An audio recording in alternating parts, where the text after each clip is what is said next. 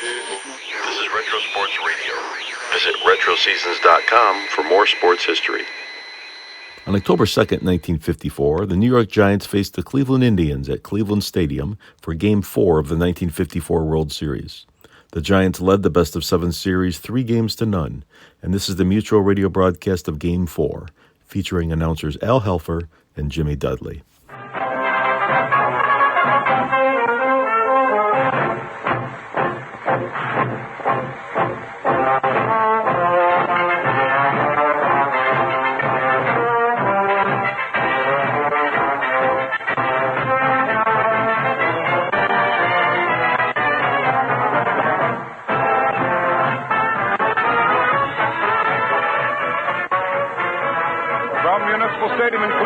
Gillette presents the fourth game of the World Series between the New York Giants and Cleveland Indians. Good afternoon, baseball fans. This is Al Helfer speaking for the Gillette Safety Razor Company. Gillette is on the air the year round with America's leading sports events for your entertainment. These include the Friday night boxing matches and such classics as the Rose Bowl game and Kentucky Derby. It's our way of thanking you folks who use Gillette products for your patronage. Now we switch to the clubhouse where Frankie Frisch, the Fordham Flash, is standing by with Bobby Avila and Hank Thompson to discuss highlights of yesterday's game and perhaps hazard a guess or two about today. Come in, Frankie Frisch. Come in, Frankie Frisch. Good afternoon, fans. Well, our guest this afternoon is Henry Thompson. And, folks, I'd like to brag about this fellow a little bit before I ask him a question. Henry, you don't mind. I want to talk a little bit about you. Here's a fellow we haven't heard too much about, but he's been doing a tremendous job, an outstanding job. He's got two of his rooters here, Paul Laporte and Arthur Suskin. They are really two great rooters of yours. But here's a fellow has done a tremendous job defensively, and he's been hitting the ball in the clutch. And the outstanding thing is the base running job he did the day before yesterday. Remember, Henry, when you were on first base? Yeah. And Dusty Rhodes hit the ball to left center field with a little blooper? Yes. That play was right in front of you, wasn't it? Yes, I could see that Larry couldn't have caught the ball. You could see, and you kept right on going. Yes. That was a fine piece of base running, and it had a great deal to do with the Giants winning that ball game. You went to third, and Dusty Rhodes followed you right to second, right? That's right. Henry, how's this thing going to come out now? Well, Frank, I hope we can win today and get on back to New York City. What about that Cleveland pitching? You've been hitting them pretty good, haven't you? I haven't hit them too good. They got good pitching. I know they got good pitching, but you are leading the club in scoring, aren't you? Well, I don't know. I haven't looked up the records. I know you're not looking up the records, but I know you are. Henry, where did you start playing ball? Well, I started down in Dallas, Frankie. I used to work at the ballpark there and kept playing around and shagging balls and so on and so forth. Did you work around the ballpark in a parking lot or anything? No, at the ballpark. Oh, at the ballpark. Yeah. I got a good friend of mine named John Hobbs there. I hope he's looking at it. Fine, Henry. And, now look, I got this, how much you weigh? 170 right now. 170. How tall? 5'8". 5'8". Little guys can play ball, too. How well I can recall being back with the St. Louis Cardinals. Bill Sherdell. That guy could pitch a slow ball, change of pace. Arthur Neff, another great World Series pitcher. Arthur's living in Phoenix now, a terrific guy. And Harvey Haddix, Bobby Shands, and a number of other guys, and also Dick Rudolph. And they've done a fine job. Henry, what are you going to do after the season's over? What are you going to do with your World Series money? Well, my wife, she got that all planned up. She'll take care of that, Frankie. I mean, you're going to get a little bit of it, aren't you? Well, every now and then I will. Henry, it's swell to have you on our program. But first, I'd like to present you with this new Gillette one-piece razor set and the 1954 World Series record book. And fans, look for this Gillette display at your favorite store. And, Henry, you take that, please. But this Gillette World Series record book is a dandy. You're going to find this big little book filled with baseball facts with diagrams of all the major league ballparks, and it's got 112 pages of real dope on World Series history. But there's a picture in here, and it's a picture of the 1953 Yankees, the World Series Yankees. It's a terrific picture. And, Henry, nice to see you. Thank and you. have a good winter, boy, and keep bearing down. Thank you very much. See you later. Now, fans, we have another treat here. We have a fellow that's done a tremendous job all year long at second base for the Cleveland Indians. Bobby Avila. Do I pronounce that right? Yeah, that's the right pronunciation of my name, Frankie. Let me have that again, please. Bobby Avila. Avila. Well, I got it down then, didn't I? Yeah, you're right. Bob, what do you think you fellows are going to do today? Well, we're going to try to win today and then take the next 3 games. You're going to win today and then take the next 3. That's right. Who's going to pitch for you today? Lemon. He's a good pitcher. Your pitching hasn't been too bad. Outside of yesterday, it was a little shaky. Well, I think the pitch has been wonderful. Yes, we don't score any runs for them. Pitching seems to dominate in all World Series. What do you think about the Giant pitchers? Well, they didn't pitch a good ball. They think we don't score too many runs off them. I don't know if it is a pitcher or maybe it is us. We don't hit nothing. Well, you haven't been, there's no secret about that, Bob. You fellows haven't been hitting in the clutch, isn't that right? That's right. And I think the Giants, I don't mean to say this because some people might say that the old Flash likes to see a good ball game. You know, I'm crazy about who's going to win this thing, but I'd like to see a good, real hot ball game like all 3 have been good ball games. Pretty good. But, the Giants have been running those bases pretty good, Bob. Well, that's the reason is because they get on base. We don't get on base. How we're going to run the bases? Now, wait a minute. You've had some men on bases, but you haven't been getting that key hit. You haven't been really getting the hit that means something. That's right. We don't hit it in the clutch so far in this How series. about the umpiring in this series? Well, I say it's been pretty good, Frank. Can't tell because in 3 or 4 games anybody can make mistake and call a bad ball like anybody. They are human beings. That's right. And I think the umpiring's been outstanding in this series. I think they've been doing a fine job. Tell me something about a fellow that used to play for me that I thought was a grand guy and still is a great guy to me, your manager, Al Lopez. Well, he's a really nice fellow, and I would say he's one of the best managers in the business right now. You like to play for Al, huh? Yeah, I wish I can play for a long time for him. Well, you will. How old are you now? 28, Frank. 28? You'll be playing until you... Old second baseman, they just keep going. I wish I could play the many years you play, Frank. Wait a minute. You'll play. The old Flash is a second striker. It's an interesting place to play, isn't it? I love to play second base. Yes, sir. And stay at that second. Of course, when you get a little older, you can always shift over to the old man's home, third base. Third base? That's not a bad spot. All you got to do over third base, look in the glove, it might be there. That's not a bad place. But that Thompson has been playing great ball, hasn't he? Well, certainly he's been catching a few balls I hit pretty hard to third base. He took a few off you, didn't he? That's right. Say, Bobby Avila, here's a Gillette. Oh, now you're going to enjoy that. I know you will. And the record book is a dandy. And, of course, it's a one-piece razor, and a 1950 World Series record book goes with it. Fans, you can get your copy at your favorite store. Bob Avila, lots of luck to you, young man, and I hope you have many years in big league ball. Thank you, Frank. That's all we have time for now, folks. If this proves to be the final game, I'll be on the air after it's over with some of the stars of the winning team. Otherwise, we'll be back tomorrow with more pregame interviews. And now, we switch to the Gillette Broadcasting booth. And here, Cleveland, everybody, the weatherman has been specifically kind because we have a blue cloudless sky overhead, very little breeze blowing, and bright sunshine. And the broadcast this afternoon is authorized under broadcasting rights granted by the Commissioner of Baseball solely for the entertainment of our listening audience. And any publication, rebroadcast, or other use of the descriptions and accounts of this game without the express consent of the Commissioner is prohibited.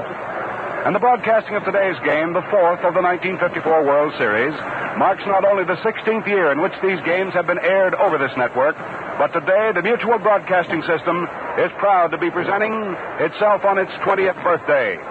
So, it's sort of a joyous occasion, and we expect same here at Cleveland. The starting lineups for this afternoon's ball game, the 4th in the series, 3 of them have been won by the New York Giants. And for the visiting New York Giants, Whitey Lockman will lead off at first base. Hitting second will be Alvin Dark at shortstop. The right fielder is Don Mueller. Hitting number 4 is the center fielder, Willie Mays. Hank Thompson will be the third baseman, batting in the number 5 position. Hitting sixth is Marty Irvin in left field. Davy Williams, the second baseman, and the catcher is Wes Westrom. The pitcher here this afternoon is Mount Carmel, Illinois' little left-hander, Don Liddle. And we'll give you the Cleveland lineup just as soon as all stand to attention for the playing and singing of our national anthem.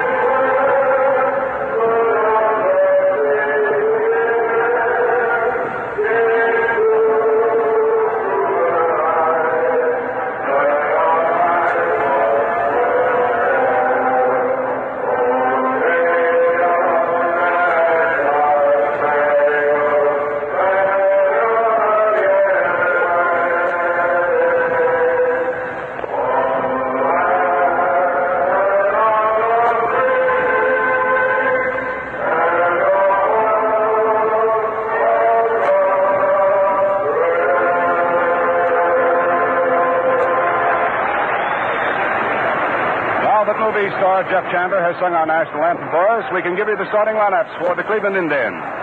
Al Smith will be in left field leading off. Hitting number 2 is Bobby Avila at second base. Hitting the number 3 position will be Larry Doby in center field. Al Rosen returns to third base this afternoon for the Indians. He'll bat in the number 4 position.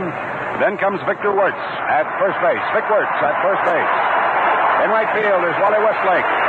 Sam Denty gets the call at shortstop this afternoon for Al Lopez Tribe. Jim Higgin, the catcher, and the pitcher is Bob Lemon, coming back after having lost the first ball game in the series. It is he called upon this afternoon to see what he can do about stopping the onrushing New York Giants. Lemon has pitched 9 in the third innings in this year's World Series, losing the ball game. He's a 23-game winner from Long Beach, California. The umpire-in-chief behind the plate this afternoon from the American League is Johnny Stevens. Al Barrick of the National League at first, Charlie Berry of the American League at second, Jocko Conlon of the National League at third, and it's going to be Knapp and Warnicki on the baselines. And now, before we turn the microphone over to our very good friend Jimmy Dudley for the first portion of the ball game, let's pause here 10 seconds for station identification. This is Mutual, the radio network for all America. WGN, your exclusive World Series station in Chicago.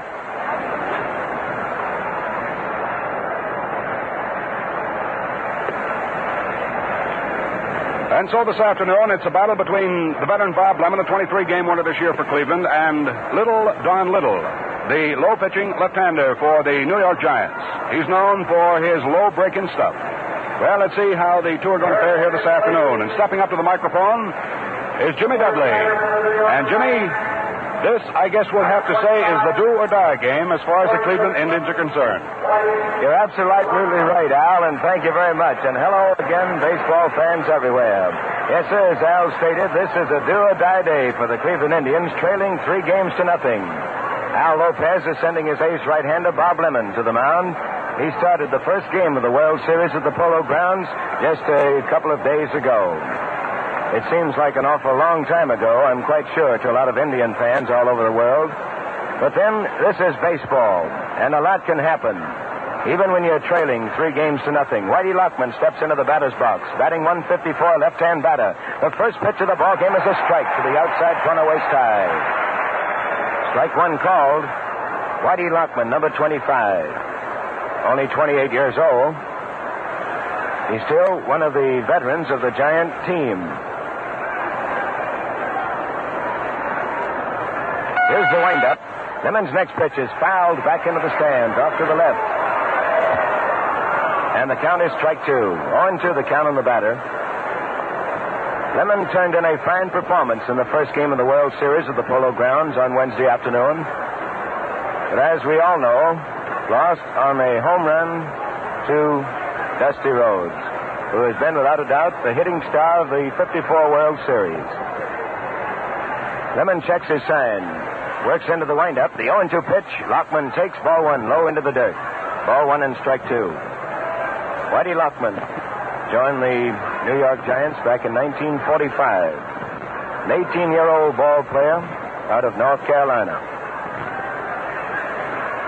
But he's found the Polo Grounds and the rest of the Major League parks to his liking. Ball 1 and strike 2 the count on him.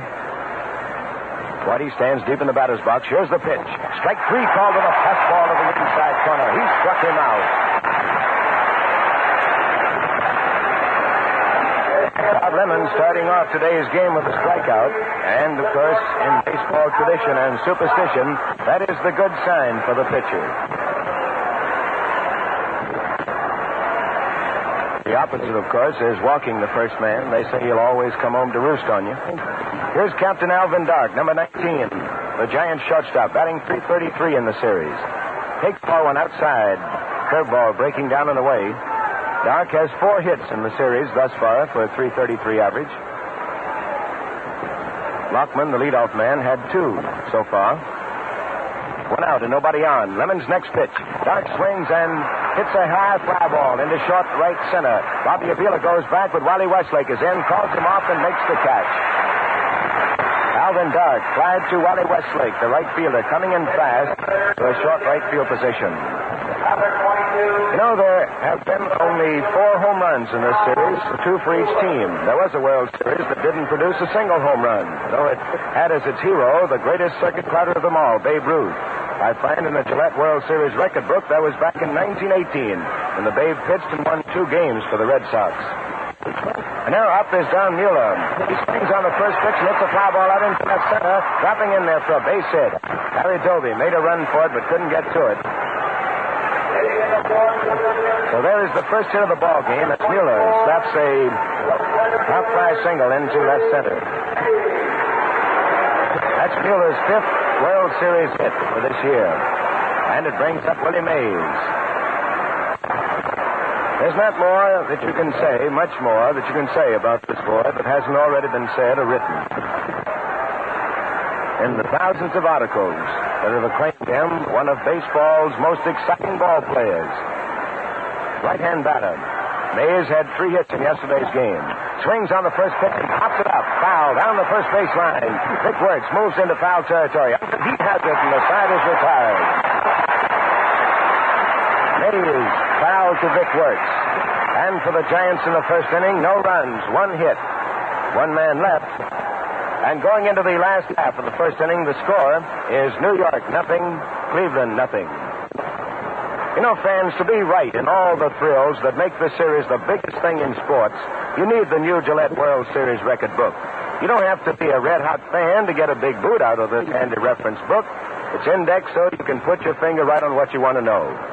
It's pocket-size and crammed full of scores of past series games. Contains the record of every player, all the basic rules and scoring tips, modern record-breaking performances, this year's player rosters, and a lot of baseball information you won't find in any other book.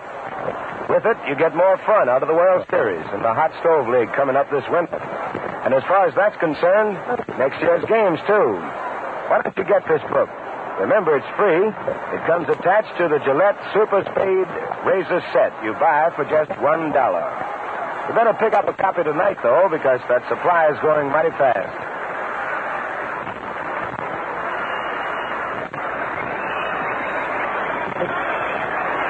And now going into the last half of the first inning, the Indians coming to bat. And for the Indians, this is the big day. I noticed that Al Lopez is sending Mike Garcia, Ernie Wynn, his entire pitching staff to the bullpen. He'll have them ready for duty on a minute's notice. Leo DeRocha's in a spot to do the same thing. Stepping into the batter's box to lead off for the Indians is Al Smith, left fielder, batting .273 in the World Series thus far. Has 3 hits. Fuzzy, his teammates call him, Fuzzy Top. Liddle's first pitch to him is ball went inside and low. Liddle, Don Liddle, the giant left-hander, noted for his pinpoint control. He's a curveball artist. He won 9 and lost 4 during the regular season. Last half of the first. The next pitch is ball 2, over but low. Umpire Stevens right on the ball, all the way down into the catcher's glove. This has been a series kept well in hand by the umpires. Liddle okays the sign. The 2-0 pitch is a strike of beauty right down the middle. The captain moves to ball 2 and strike 1. American League umpire Johnny Stevens working back to the plate on the balls and strikes. Barlick at first base. Berry at second. Conlon at third. Knapp on the left field foul line. Lon Warneke on the right. The 2-1 pitch. Ball 3, high and outside as a fastball took off. Sailed out of the strike zone. The count is ball 3 and strike 1.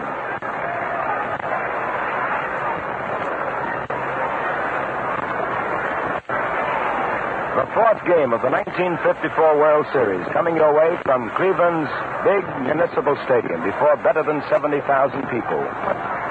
Here's the windup. The 3-1 pitch is a strike to the inside corner, and the string is out. Full count at 3-2. The crowd always sympathizes with the batter, of course, on that pitch when he starts toward first, but the yell of the umpire at strike 2 calls him back. Full count. Liddle working carefully. Into the windup. The next pitch is swung on and a fly ball is hit just back at second base. Into short center. Second baseman Davy Williams back. Under it, he has it for out number one. One away. That brings up number one, Bobby Avila, the Indians' second baseman. Well, Willie Mays was hitless up until yesterday's game. He got 3. And his World Series average for 54 is now 300. Bobby Avila, American League batting champion, has only 2 hits in the 3 games played thus far. Average of 182.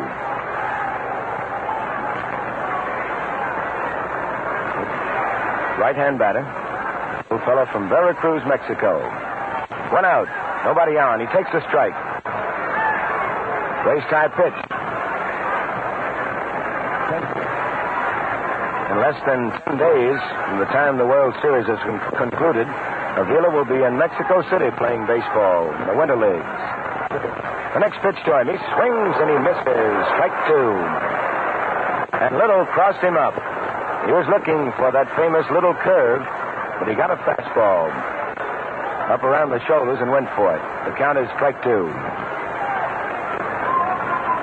The Giant outfield, Irvin in left, Mays in center, Mueller in right. They're shaded toward left for this right-hand batter. 0-2 the count. Here's the windup. The next pitch is ball 1 high and inside. 1-2 count. Now, umpire Stevens wants to take a look at that ball.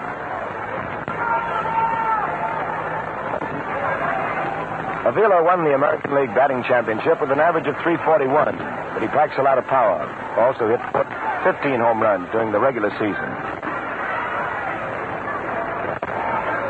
Ball 1, strike 2 the count. 1 out and nobody on, no score in the last half of the first inning. Here's the windup. The next pitch is swung on, and a line drive is hit to the second baseman, Davy Williams, for out number 2. Avila, line to Williams. That brings up number 14, Larry Doby, the Indian center fielder.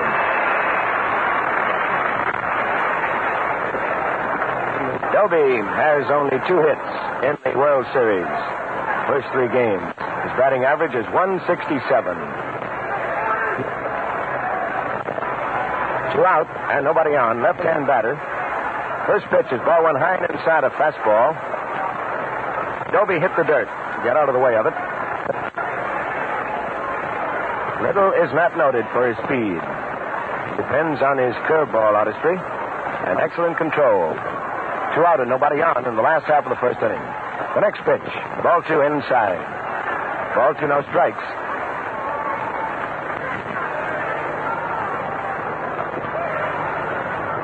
After watching Johnny Antonelli work the other day, especially pitching to Doby and Wirtz, we have a suspicion that Leo DeRocha has told Liddle, stay away from the curveball when you pitch to these 2 boys. Wirtz and Doby, 2 left-hand batters. The next pitch is a strike to the outside corner. Ball 2 and strike 1. Coaching at third base for the Indians, number 44, Tony Cuccinello. At first base, the coach here is Red Crest, number 42. 2 out for the Indians in the last half of the first inning. The count to the batter, ball 2 and strike 1. Next pitch, he swings and he misses. Strike 2.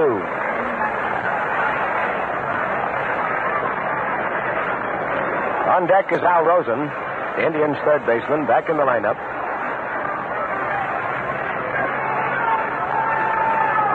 A beautiful day for baseball here in Cleveland. Skies are clear. 2-2 count. Here's the windup. The next pitch, a swing and a miss. He struck him out on a curveball. Doby goes down swinging. And there is the first strikeout for Liddle. That is the 4th time that Doby has struck out in the World Series. For the Indians, no runs, no hits, nothing across. And at the end of the first inning, the score, New York Giants, nothing, the Cleveland Indians, nothing.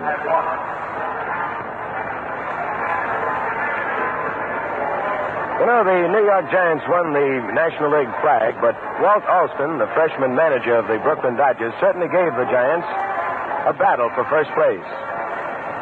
And you should see Walt's beard. It's a mean one. But he says shaving isn't hard at all, and it's always refreshing with the one-piece Gillette razor. Walt Alston is mighty particular about the way he looks. Like everyone else, he wants quick, comfortable shaves. Why don't you try this convenient, easy shaving razor? It'll give you a slick-looking shave that'll last and last.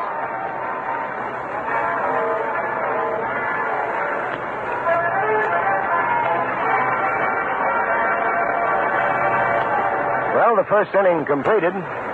No score for either team. One hit. Thus far, that by Don Mueller. Coming up in the first half of the second inning for the Giants is number 16, Hank Thompson. He's batting .333 in the series with 3 hits.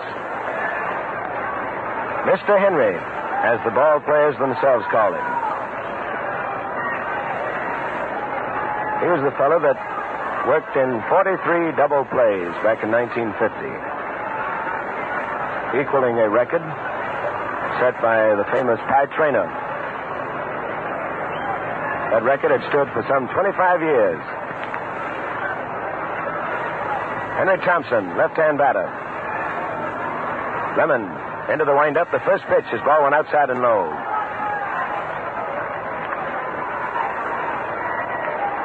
And talking with many of the Indians this morning, they are disappointed that they are showing thus far against the Giants, but still in there to give it a battle all the way. Lemon pitches ball 2 inside with a curveball. Ball 2 and no strikes.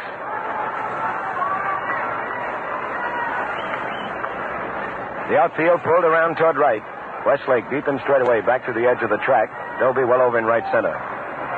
0-0 ball game. The 2-0 pitch. Thompson takes ball 3 outside and low.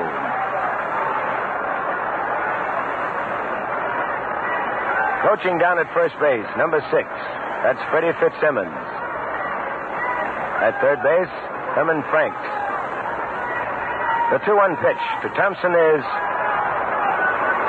ball 4, or the 3-1 pitch, excuse me. Ball 4. Thompson takes a walk.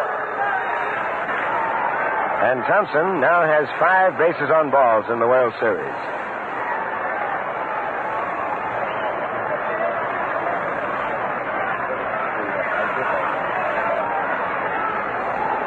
The next batter, number 20, Monty Irvin. Right-hand batter, left fielder, still looking for his first hit in the series. Takes a strike, a fastball right in there.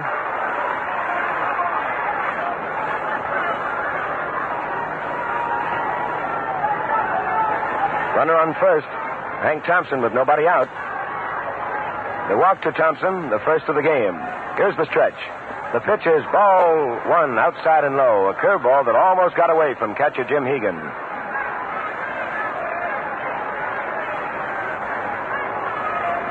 Monty Irvin, one of baseball's real steady ball players, day in and day out. He gives you that same fine performance. An all-star athlete from New Jersey, Orange High School. The 1-1 pitch is swung to this, a line drive, a vicious hit into left center. Going for extra bases. Here's Thompson racing around second. He's coming to third, and Irvin goes for 2. He's in there with a double. The Giants have runners on second and third with nobody out. Monty Irvin coming through with his first base hit of the series. You always want to say season when you're thinking about the series.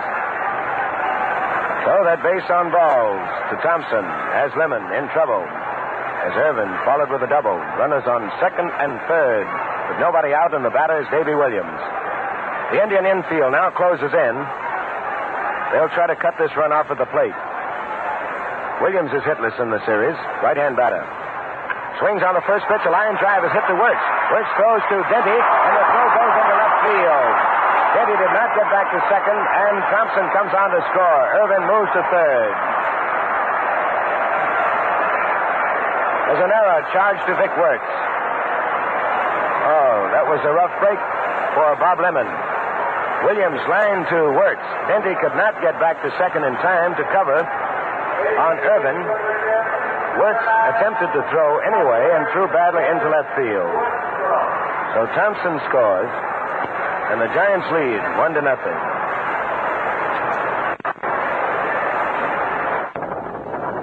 out. The batter is Wes Westrom. The infield is still in. 1 out. Westrom has 3 hits in the series for a .300 average. Lemon works into the windup. First pitch is swung on. There's a fly ball out into right field. Westlake moves in under it now. The runner tags up. There's the catch. Westlake drops the ball, and the run comes on to score. And I believe Westrom is going to be called safe at first on an error.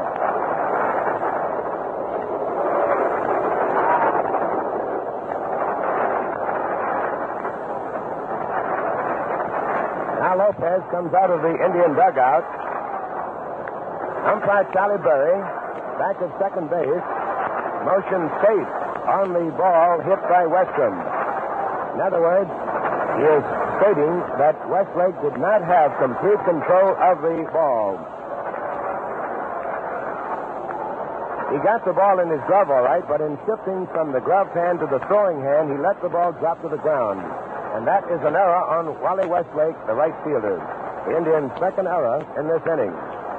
And the Giants lead by a score of 2-0. Westrom is on first as a result of the error. Actually, it turns out to be a rough break on Westrom as far as getting credit for a run batted in is concerned. The error takes away the RBI, unless the official score would want to make a ruling in that particular case. An error takes away the RBI.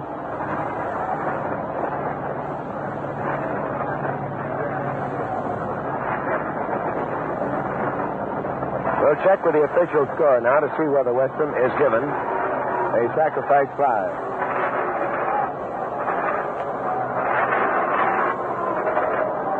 Well, the score is New York 2, Cleveland nothing. First half of the second inning, only 1 out. Westrom is on first base. That is a ruling based on umpire's judgment. You must have complete control of a ball, even though you just catch it. It's like a plain old can of corn in any ball game. In shifting from the gloved hand to the throwing hand, you must control it at all times and get that throw away. The batter is Don Liddle, the pitcher. Westrom on first, 2 runs are home. Now the outfield, moving around toward left. 2 very costly errors have allowed 2 Giant runs to score.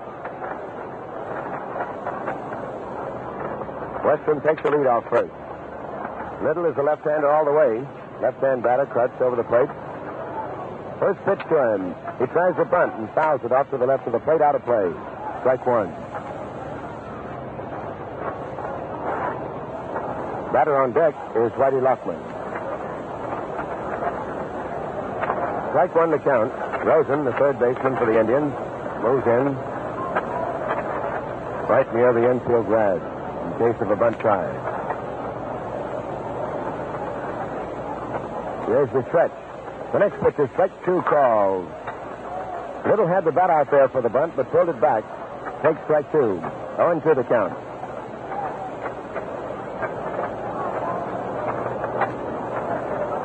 Wears the cap very jauntily on his head. Reminds you a little bit of the Yankees' famous Whitey Ford.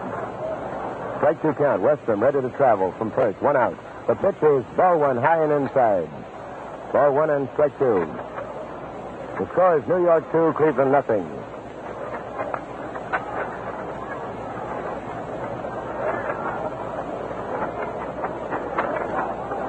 Left side of the infield in close. The next pitch is ball 2, over but low, and the count is even, 2-2. Liddle steps out now, looks down to his coach at third base, Herman Frank. Lemon juggles the ball in the glove. Wirtz is holding against the runner, Westrom at first base. 2-2 count. Fourth game of the 54 World Series. The Giants lead 3-0 in the series. The next pitch, ball 3 outside. Full count of 3-2 on the batter. Had 2 strikes on him. Now Liddle has worked it to the full count.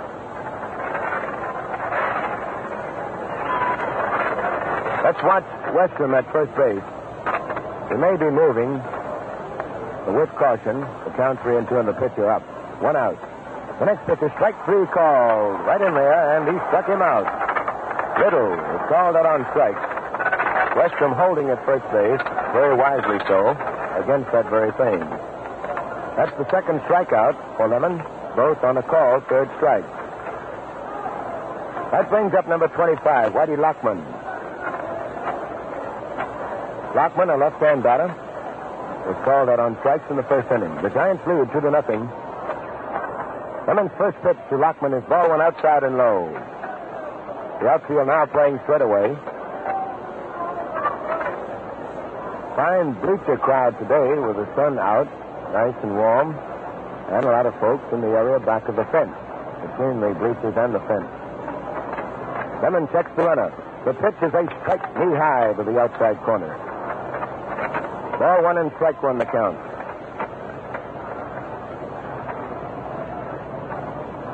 Bob Lemon, the Indians' ace right-hander from Long Beach, California. Here's the stretch. The pitch is inside and low. Ball 2, 2-1 the count. On deck is the ever-dangerous Alvin Dow.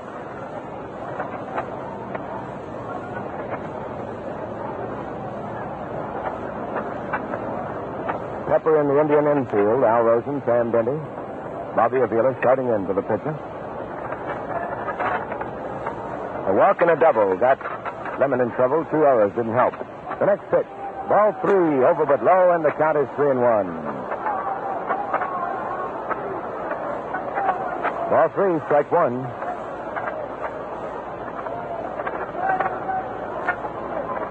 Wes Westrom is the runner at first. Now Wirtz moves away from the bag.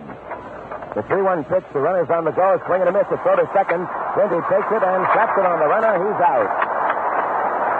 A hit and run was on, and Westrom is out.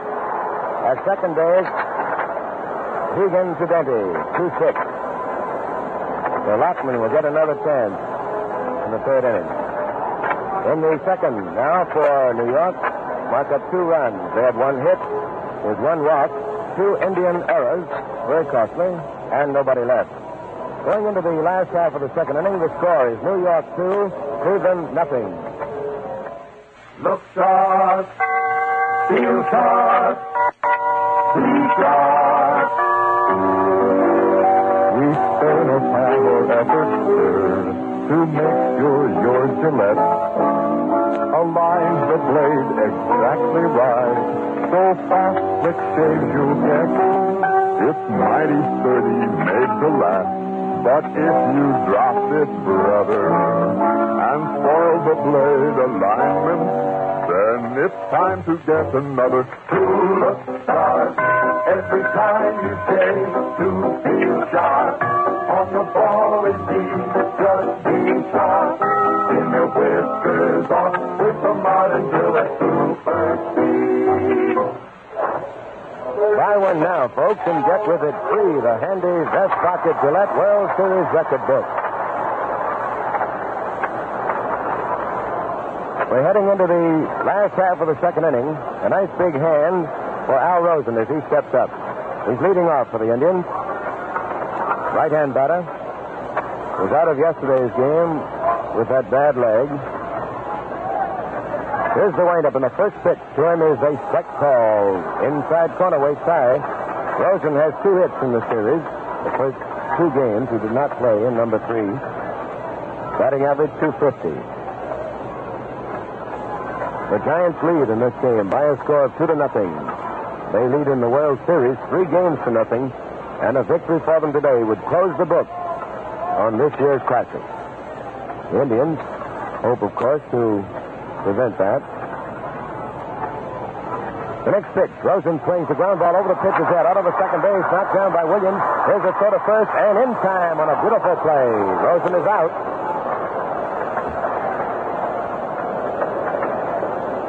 Fine play by Baby Williams, who had Rosen pegged perfectly, was playing him over close toward second. 1 out. That brings up Vic Wirtz, number 23, the Indian first baseman. He has a batting average of 500 for the season. In the series thus far, he has 6 hits, 500 batting average. 6 out of 12.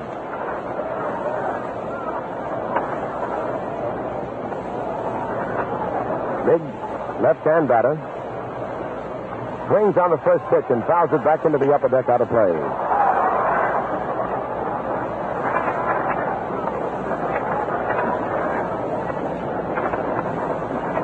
Strike one. The outfielders are pulled around toward right for work. The Giants coming up with 2 runs in their half of the second inning to lead 2-0. Liddle's next pitch. Ball one high and inside. 1-1 the count. That foul off the bat of Vic Wirtz back into the upper deck here. Hank Greenberg, the general manager of the Indians, tried for it. Up to charge him an error, I guess. The 1-1 pitch to Wirtz is ball 2 inside with a curve that failed him. Ball 2 and strike 1.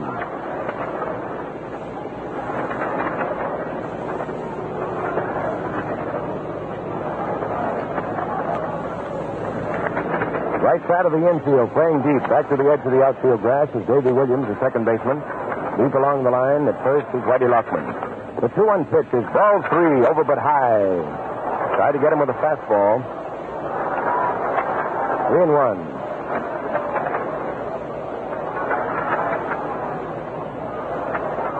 John Liddle, wearing number 37.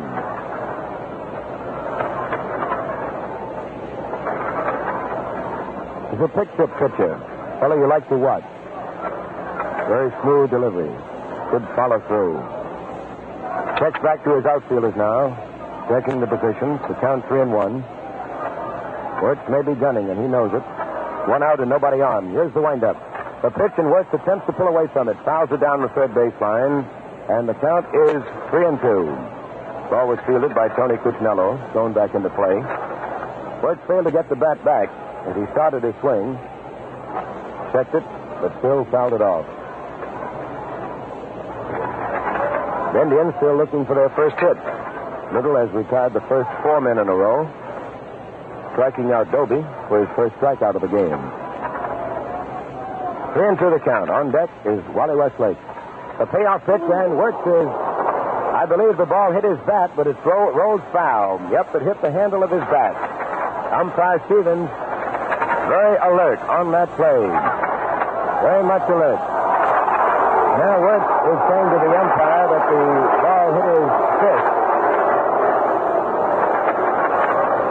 Umpire Stevens is probably not arguing against the fact that the ball hit him.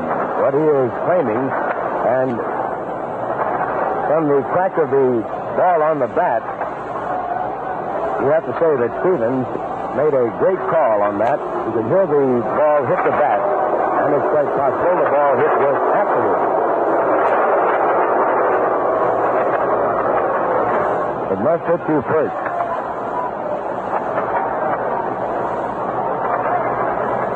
But there's the type of play will give you some idea of how tough of a job the men in blue have. They're on their toes, these umpires. Lopez came out to see if Wirtz was all right. So did trainer Wally Bach. Back in position. 1 out, nobody on. The 3-2 pitch. Wirtz swings and hits the fly ball out into short left field.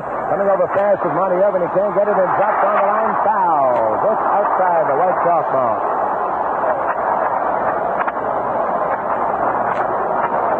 Umpire Larry Knapp, right out there on top of that play, as the ball hit. Foul by inches, and Wirtz now must again come back to the plate. Well, the fans are getting a big thrill out of it, and that's baseball.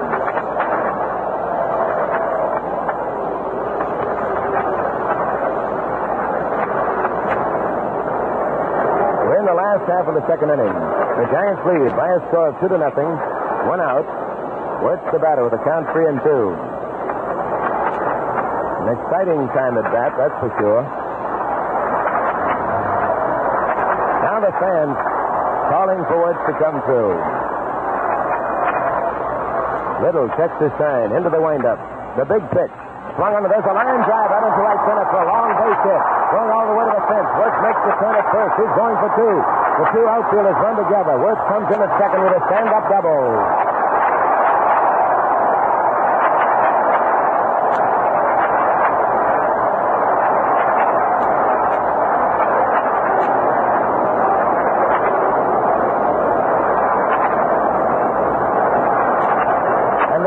Is one of the greatest examples of the basis of all baseball. A never-ending battle between pitcher and batter. And Wirtz won with a long double into right center. The score is New York 2, Cleveland nothing. That's the 7th series hit for Vic Wirtz. There's 2 doubles, 1 triple, and 1 home run among his 7 hits. He's on second with 1 out, and the batter is Wally Westlake. Westlake has 1 hit, played in 1 game. Swings on the first pitch at the ground ball to the shortstop. Big hop taken by Dark. The throw to first, and Westlake is out. Westlake grounding out, short to first, 6-3.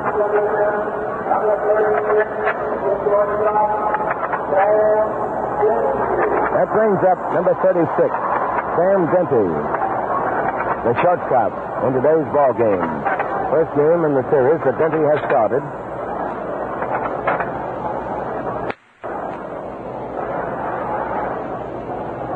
He has been in 2 of the games thus far as a utility player after Strickland was lifted for a pinch hitter. He's a right-hand batter, has no average. Takes ball 1 low into the dirt. Good stop by Wes Westrom, the giant catcher. Blocked the ball with his chest. 2 out here in the last half of the second inning. The Giants lead by a score of 2-0. Wirtz is on second. He has the first Indian hit of the game. Outfielders are shallow. Liddle is ready. Checks back to the runner. The pitch to Denty. A strike to the outside corner. 1-1 the count. Right now, let's pause 10 seconds for station identification. This is Mutual, the radio network for all America. WGN, your exclusive World Series station, Chicago.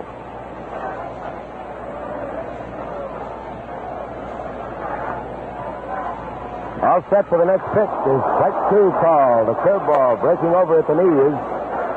The count now is ball 1 and strike 2. Umpire Stevens to take the heat off, dusting off home plate. Denty slapping home plate with the heavy end of the bat. Flashes it around as he steps back in. Lad from New Jersey, fine utility ball player. Good glove man. Runner on second. The next pitch is fouled into the stands, off to the right of the plate, and the count remains. Ball 1 and strike 2. With 2 out. As the Indians come up with their first bit of excitement in the ball game, a runner on second. There are 2 out. Denty the batters. The Giants scoring 2 runs, lead by that score 2-0. On deck, hoping for a chance to come up, is Jim Higgins.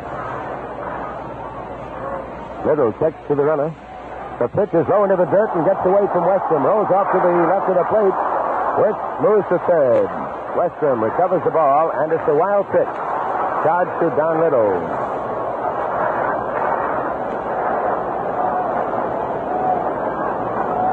Boy, the pitchers are really uncorking some wild throws in this game and in others of the 1954 World Series. Always gets you to thinking about records, but of course, when you talk about records, just have your handy Gillette World Series record book with you, and you'll never be lost.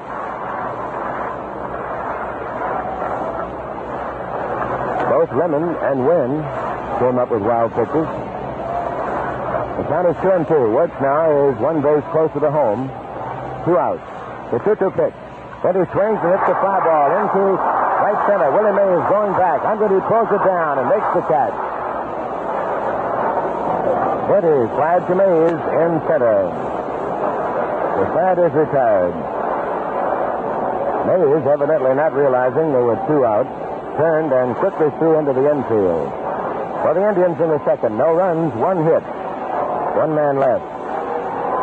And at the end of two, the score is New York 2, Cleveland nothing. The fourth game of the 1954 World Series. And now, from the way things have started here in these first two innings, we could have a little bit of excitement.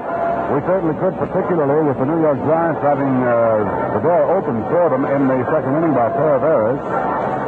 After all, if it should be as tight from here on as it has been loose on the defense up until now, we could have a ball game that would cook along in the next innings this afternoon, Jimmy.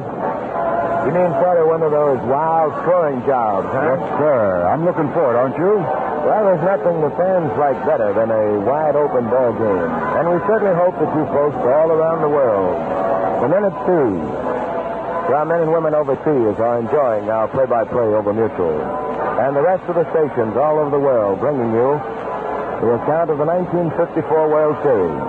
First from the Polo Grounds in New York, now here at Municipal Stadium in Cleveland on the shores of Lake Erie. In two innings, the Giants have 2 runs. They've made 2 hits, no errors. The Indians have no runs, 1 hit, and they have made 2 errors. And now the first of the third. Moving into the batter's box is number 25, Whitey Lockman. He was up when Westrom was out at second. A hit and run was called, but Lockman missed the pitch. Westrom was out easily, Hugan to Denty. So Lemon served in 5 pitches in the second inning. First and 10 here in the third is ball 1, too low. Ball 1 the count. Lockman was called out on strikes in the first inning.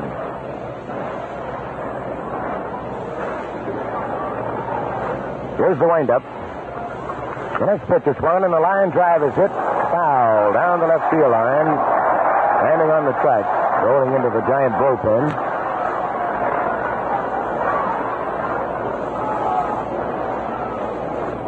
Four umpires around the infield, 2 on the foul line. Larry Knapp astride the left field foul line. Way down the right field foul line is Lon Warneke. Lemon is ready. The 1-1 pitch is fouled into the dirt. Rolls back to the screen. The count is ball 1 and strike 2. 1-2 count.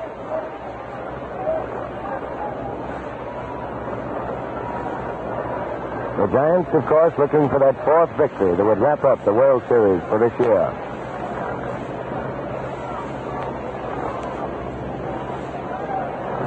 Bob Lemon, Indian right-hander, versus Don Liddle, the Giant left-hander. Lemon okays the sign. The count is 1-2. The pitch is swung on a ground ball to the right side of the infield. Wirtz moves over to cover. Throws to Lemon at first base, and Lockman is out. Lockman grounding out. First baseman to pitcher. 3-1. Wirtz to Lemon.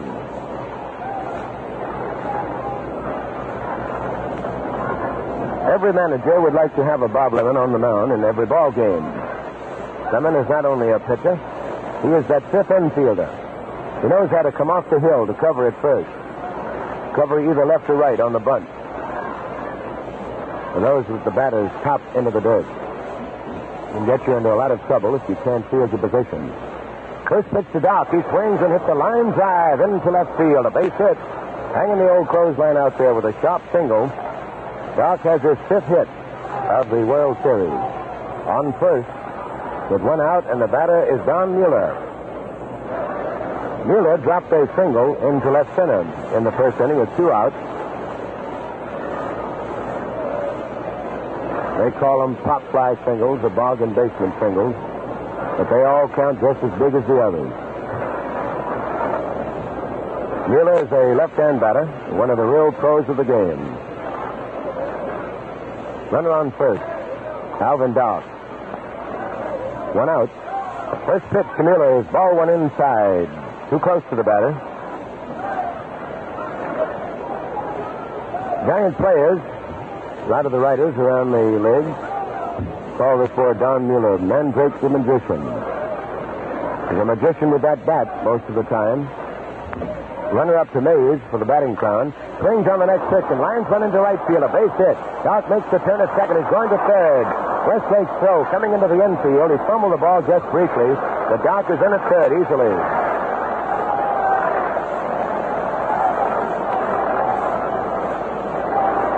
Runners on first and third, and only one out. The score is New York 2, Cleveland nothing.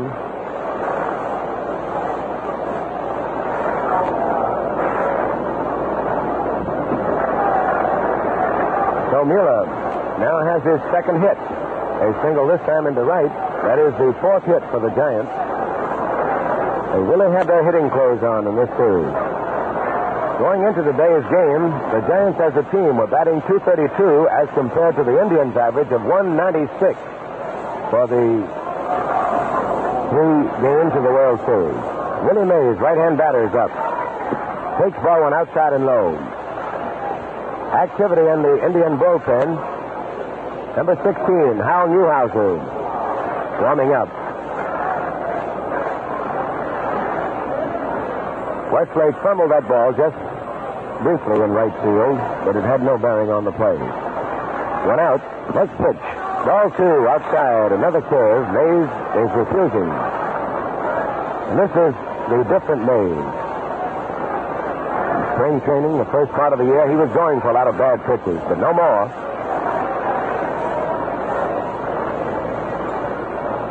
Ball 2, no strikes. Batter on deck is Henry Thompson. Now Lemon comes up with a stretch. The pitch is a strike. A curveball broken there sharply. Mays started for it, but changed his mind.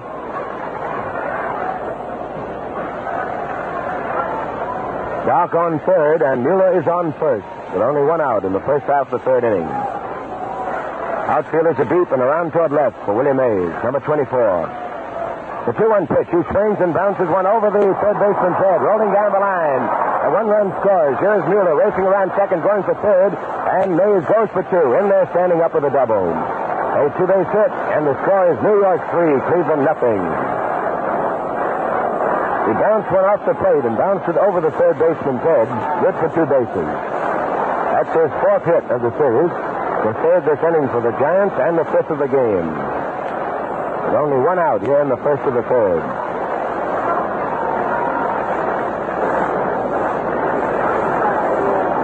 Mueller on third, and Mays is on second. They're going to put Henry Thompson on, an intentional pass for the Giant third baseman. He walked his last time up. This will load the bases and, of course, make possible the force play at any base.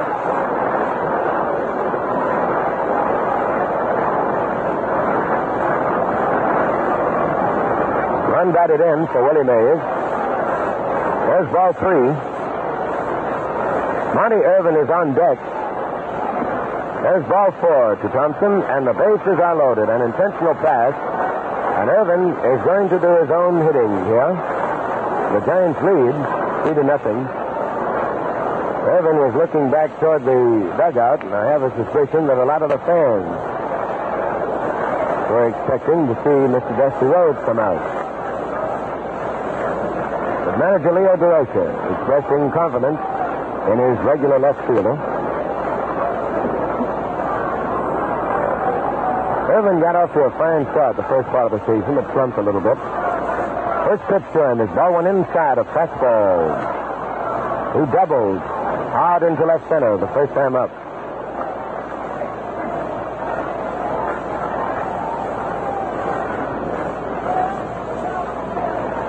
One out. The bases are loaded. Lemon works into the windup. The pitch, just swing and a miss to strike 1. 1-1 the count. Outfield playing just about straight away. Doby is pulled off center toward left. A shade. Right side of the infield. Midway in on the thin part of the infield. Hoping, of course, for the double play. Mueller on third. Mays on second.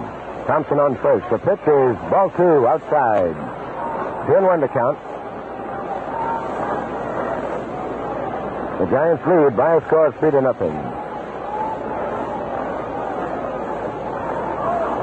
Batter on deck is Baby Williams. Lemon tugging at his cap. Checks on the sign. The count 2-1. Here's the pitch. Fouled back into the stands. Off to the right of the plate, and the count is even up. Ball 2 and strike 2.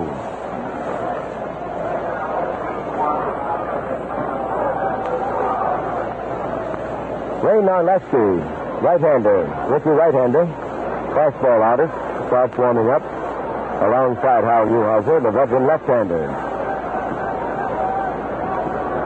He has seen a lot of service in World Series play as a member of the Detroit Tigers. Here's the windup. The runners move out. The 2-2 pitch. And it's fouled into the dirt. Rolls back of the plate. The bat goes out to the shortstop position. Bat slipped out of Irvin's hands when flying to the left side of the infield. So the count is still ball 2 and strike 2.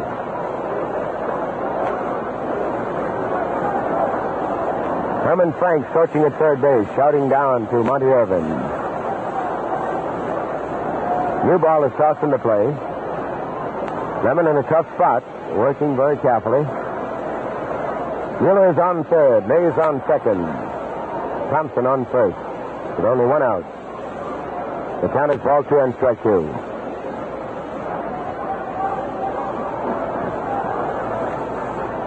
Ready on the sign. The windup and the 2-2 pitch. Fouled back to the press box.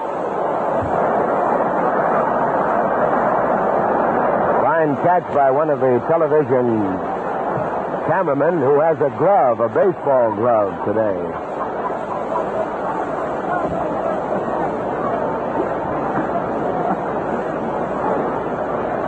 There's a fella that really came prepared.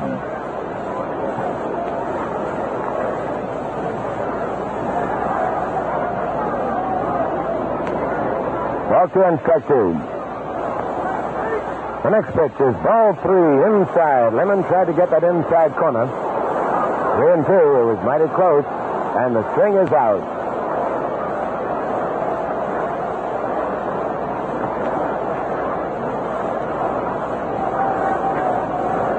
Now Monty Irvin backs out of there. It's a tense moment in the ball game for the fans, and one for the batter. The base runners. One out, and they will be moving. Here's the windup. And the big pitch.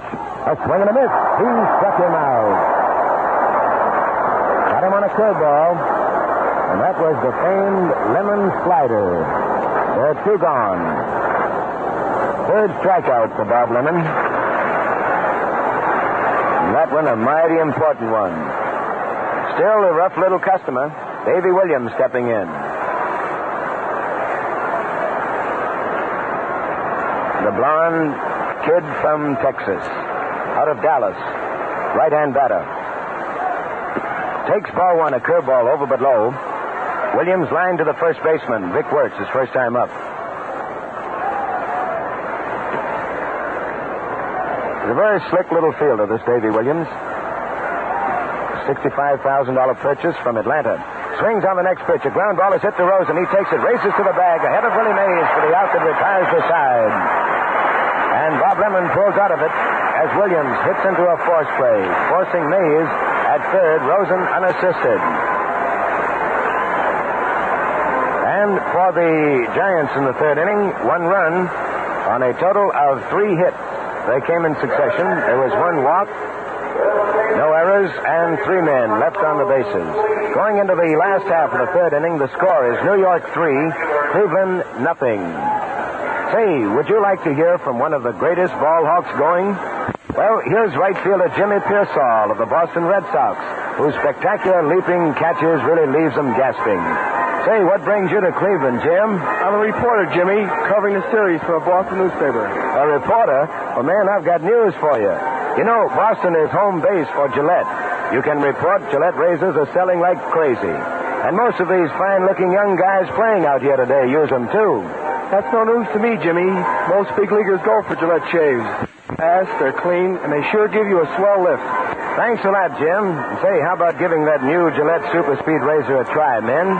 It's all in one piece for easy blade changing. It costs you only $1, and the Gillette World Series record book is attached free. Going into the last half of the third inning, it was a real pleasure visiting with Jim Pearsall, that fine ball hawk from up there in Boston. Good old Fenway Park was the scene of a lot of fine ball games this year.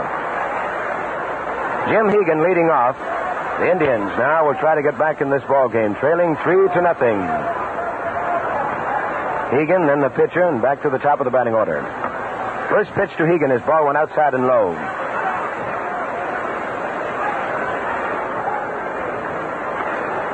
The pitching performance by Lemon will give you some idea of why the experts call him one of the game's great competitors.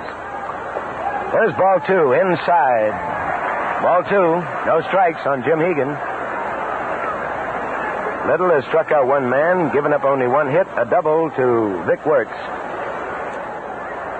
Has yet to walk a batter. The count, ball two, no strikes. The outfielders are around toward left. There's ball three, high and outside. A shade. The count is 3-0.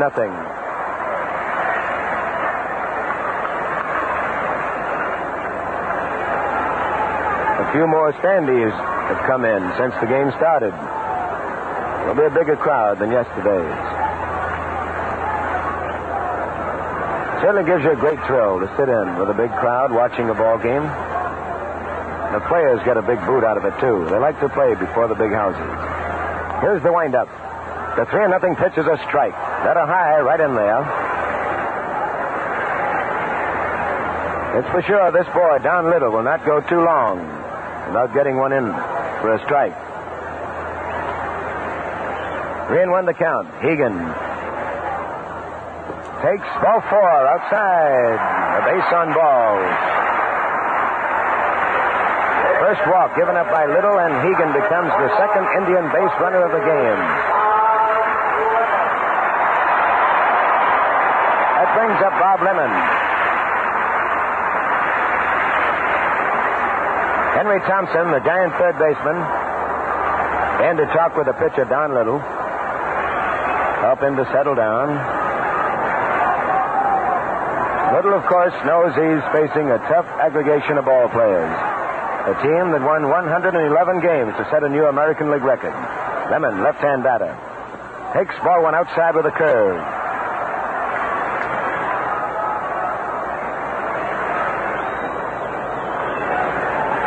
Lemon, through the years, has proved himself a pretty good hitting pitcher. The Giants lead 3-0. Hegan leads off. Nobody out. The pitch is a strike. Fastball, letter high to the inside corner. He'll take a bit off his fastball occasionally. 1-1 the count. Batter on deck is Al Smith, the leadoff man. Thompson, the third baseman, still expecting the bunt, is in on the grass. Next pitch is strike two. Knee high. Count is ball one and strike two.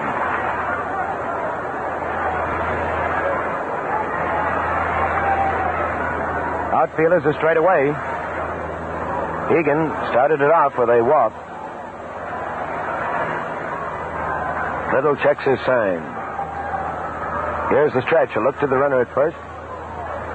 And the pitch is swung on and popped up to the left side of the infield. Alvin Dart takes charge. He's under this one now, and he has it for out number one. One away.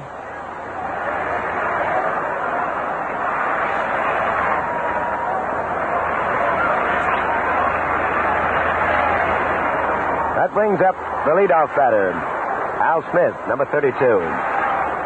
First time up with the count 3-2, he popped to the second baseman, Davy Williams.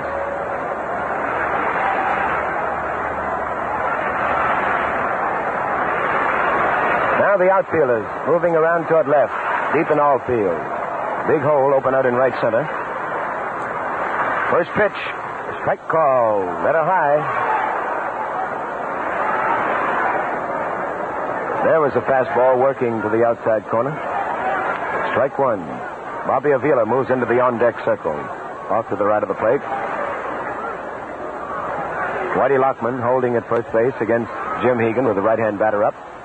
Next pitch is swung on a ground ball is to the third baseman. A nice stop by Thompson. A throw to second. One away. Back to first. It's a double play.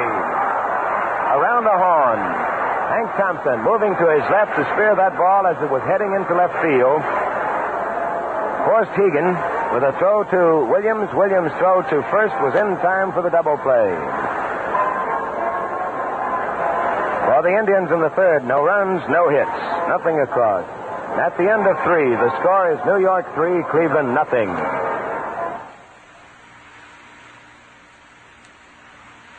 Be sharp and listen, mister. How are you fixed for blades? Do you have plenty? How are you fixed for blades? You better check. Please make sure you have enough. 'Cause a worn-out blade makes shaving mighty tough. How are you fixed for blades? Better look.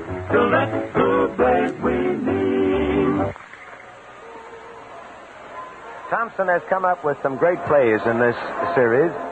He's played great baseball at third, taking care of some rough chances. And there was a ball that would have gone by many third basemen in the majors into left field. He stayed with it, caught it in the webbing of his glove, rifled his throw over to second, back to first. It was a double play. Now Lemon out, taking his warm-up throws, and the first man up for the Giants in the 4th inning will be Wes Westrom, the Giant catcher. Tony Cuccinello is taking Lemon's warm-up throws. Al Rosen, the third baseman, moves out on the grass, right back with the pitcher, talking to his infielders. Denty, Avila, and Wirtz. Now here comes the Indian catcher, Jim Hegan, out. Takes a little time to get all that gear on. The shin guards, the mask, and the chest protector.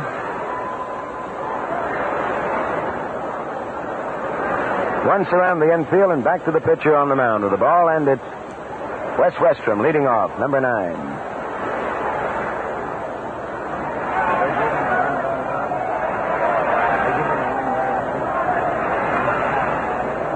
Westrom is having a fine World Series for himself.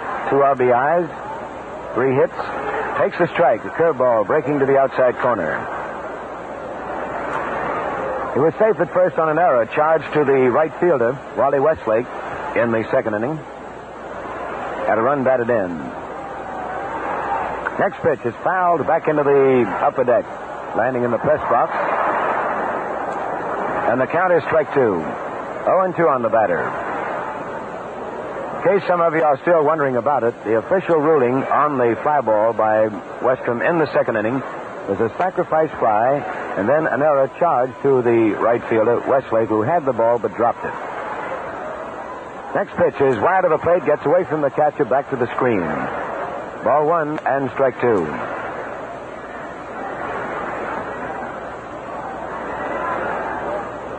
The Giants have a total of 5 hits, as against only 1 for the Indians. The Giants have 3 runs. An all-important baseball commodity. Outfielders are round toward left. The 1-2 pitch. A swing and a miss. He struck him out. Westrom goes down swinging. 4th strikeout for Bob Lemon.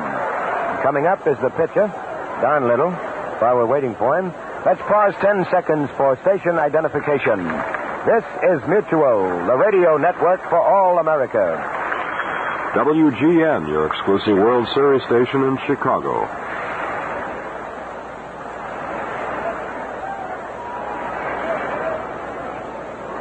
Number 37, Don Liddle, stepping into the batter's box. He was called out on strikes in the 2nd inning.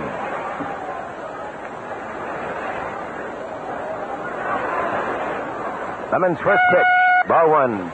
Over but too low. Ball 1 the count.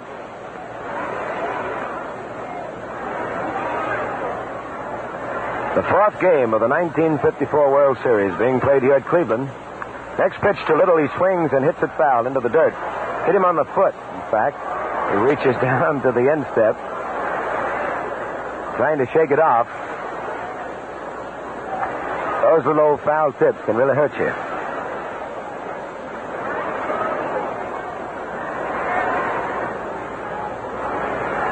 Count is even. Ball 1 and strike 1. 1 out and nobody on right now. Leadoff batter Whitey Lockman, swinging the bat in the on-deck circle.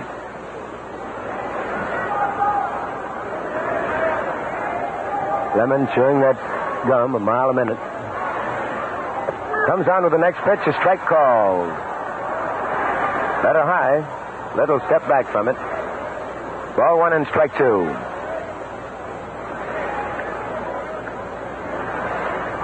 Here's the windup. The next pitch, a swing and a miss. He struck him out. Liddle goes down swinging. A total of 5 strikeouts for the Indian right-hander. And it brings up Whitey Lockman, who was a strikeout victim in the first inning. In the third inning, he grounded out to the first baseman, Vic Wirth.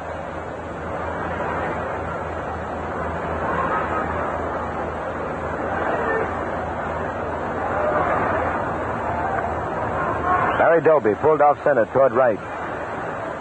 Wally Westlake is deep and straight away. Someone okays the sign. The first pitch to Lockman. A strike it is to the outside corner waist high.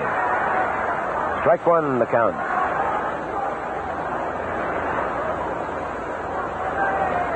Whitey Lockman still makes his home down in Charlotte, his native North Carolina. Next pitch, a line drive right back to Lemon. He knocks it down, picks it up. Here's the throw to first in time. A fine recovery. Lockman is out. Pitch to first. 1-3. Boy, that's one of those line drives. You throw up your glove and say a little prayer. The Giants go down in the fourth inning. No runs, no hits, nothing across. And going into the last half of the fourth inning, the score is New York 3, Cleveland nothing. I know plenty of you men swear by Gillette's 3-piece razor, and more power to you. Sure, you're getting slick shaves, but here's news for you. Today's Gillette Super Speed Razor gives you all that and then some. It's made in one piece, so you don't take it apart and put it together again when changing blades. All you do is twist the handle, hook on a blade, and twist again. Blade changing is that easy, and a quick rinse cleans the razor for your next shave. Then you get this wonderfully convenient razor for just $1. We've been telling you about the new enlarged Gillette World Series record book, too. Well, it's attached and it's free. Better tie down your copy before the fast-moving supply is all gone. Last half of the fourth inning, and Don Liddle has finished his warm-up throws, ready to pitch to Bobby Avila, Indian second baseman. There's a more exciting atmosphere here at the ballpark in Cleveland today. Maybe it's the weather. Maybe it's the fans calling for the underdog, hoping to help the Indians to that first victory that will carry the series into more games. The Giants lead 3 games to nothing and are ahead in this fourth game. The score right now 3-0. First pitch to Avila is a strike. Right in there at the knees with a curveball. Watching this little left-hander, you know now why they call him the boy with pinpoint control. Here's the windup. Next pitch. Ball 1, over but low. 1-1 the count. Avila laced into a pitch in the first inning, but lined it right to the second baseman, Davy Williams.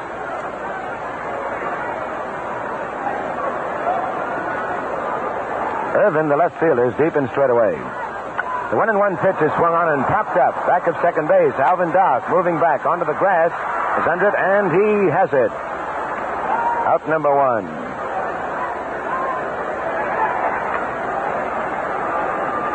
Sort of looks like that jinx we've been talking about so often is following Bobby Avila. Many batting champions have found it very rough when they did get into a World Series. And certainly Avila is. He's had only 2 hits. Got one the first time up. Has had rough going since then. Larry Doby, the next batter. Left-hand batter takes ball 1 outside. A curveball breaking away from him. Doby struck out his first time up in the first inning. Liddle's only strikeout thus far. Last of the fourth. 1 out and nobody on. Next pitch. Doby pulls it foul off to the right. Ball 1 and strike 1. Even count.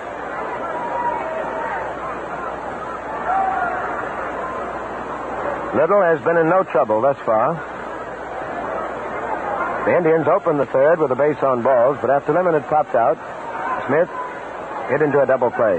Wirtz doubled in the second inning for the only hit off the Giant left-hander. The 1-1 pitch. Dobie swings and hits a ground ball to the right side of the infield. Williams scoots over up with it. The throw to first, and Dobie is out. Dobie grounding out.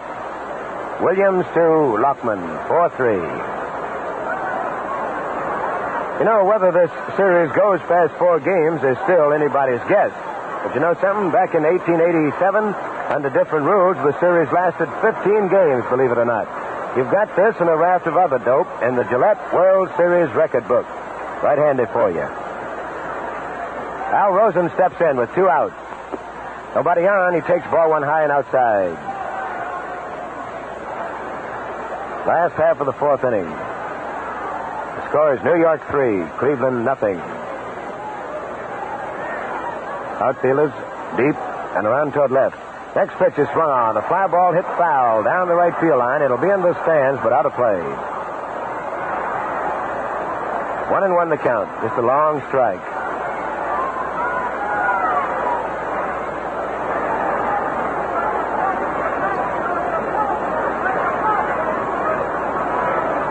Batter on deck is Vic Wirtz, possessor of the only hit off Don Liddle.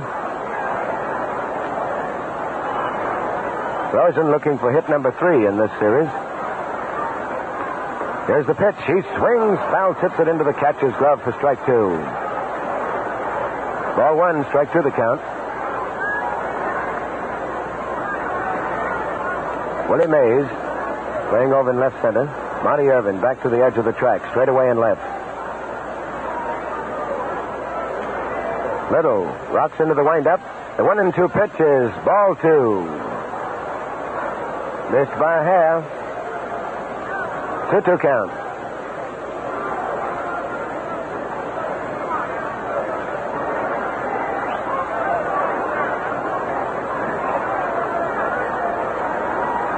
Rosen steps back into the batter's box. He uses the closed stance, front foot up close to the plate.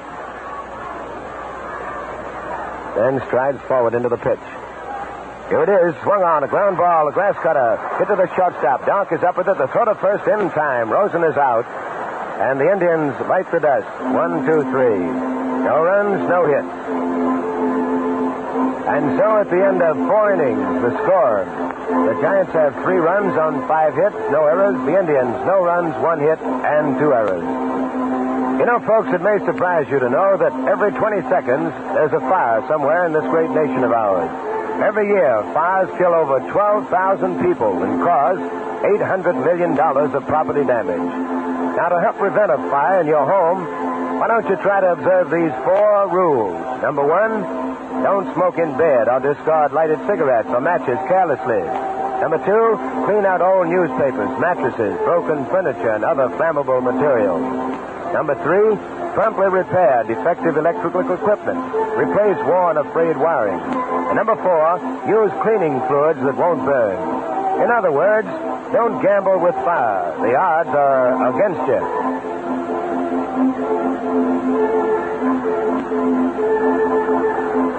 Bit of excitement down to our left here.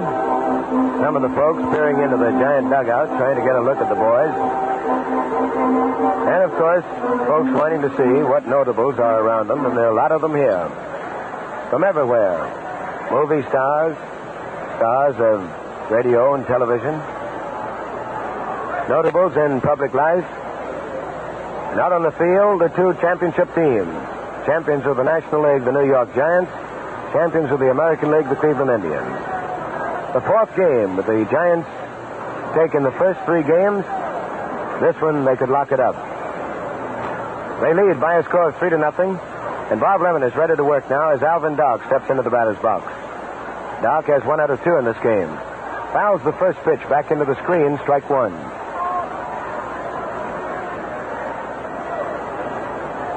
So Dock is doing all right.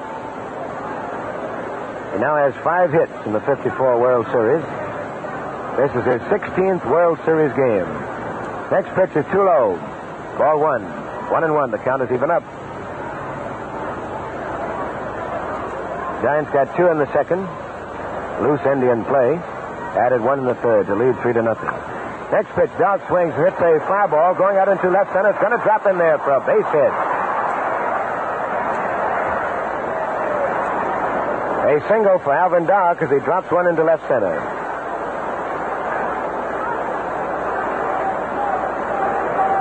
Those are the ones the boys kid you about in the clubhouse. Some of them say, what are you hitting with? A bamboo stick? Banjo? Red Crest's favorite expression, what are you batting with? What are you hitting with? Sporting news? Don Mueller is up, a left-hand batter with a runner on first. Nobody out. A pitch out called for, but Dock is holding it first. Two pitchers again warming up in the Indian bullpen. Left-hander Hal Newhouser, right-hander Ray Narleski. Outfield straight away for Mueller. He has 2 for 2. Lemon checks the runner.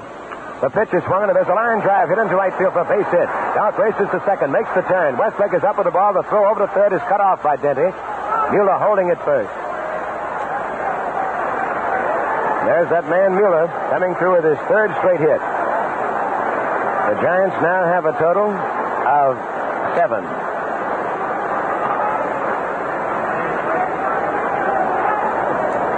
Well, this was the setup we had in the 3rd inning. Dock singled into left. Mueller moved into 3rd with a single into right. Nobody out, and the batter is Willie Mays. In the 3rd inning, they did have 1 out. Mays doubled his last time up. The infield back in normal position.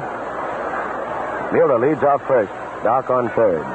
The pitch to Mays is ball 1 outside and low. Mueller now has 7 hits in the series. That ties him with Vic Wirtz. Here's the stretch by Lemon. The pitch is too low for ball 2. 2 and no count.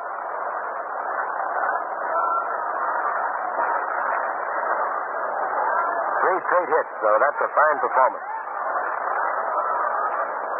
Last 2 have been sharp singles into right field. Hitting behind that runner, moving away from first. Outfielders around toward left, deep in all field for Mays, and he can hit the all field. The 2-0 pitch. Fouled off into the stands back of first. He was trying to hit the right field. He moved up on the pitch. The count is now 2 and 1. Ball 2, strike 1 the count.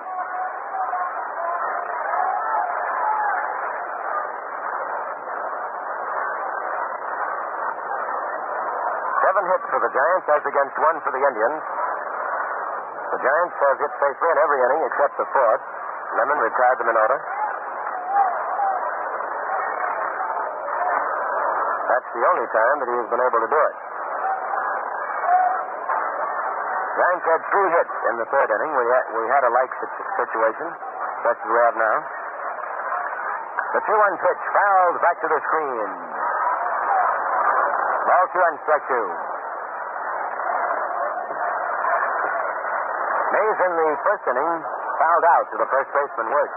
But in the 3rd, he bounced a double over Rosen's head down the left field corner.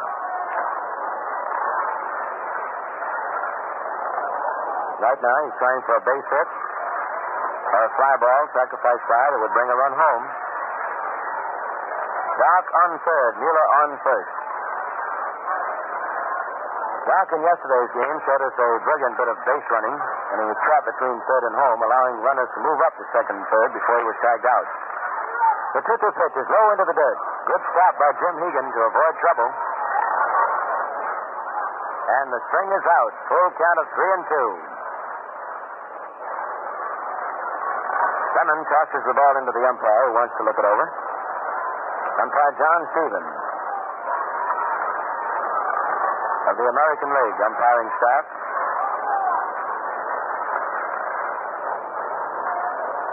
Along with the other American League umpires under Cal Hubbard all season long. Do that great job of calling 154 games. Or in the case of the Indians, 156. They played 2 tie games. The count 3 and 2. Here's the stretch. Lemon checks to the runner at first. The pitch fouled back into the stands. Count remains 3 and 2.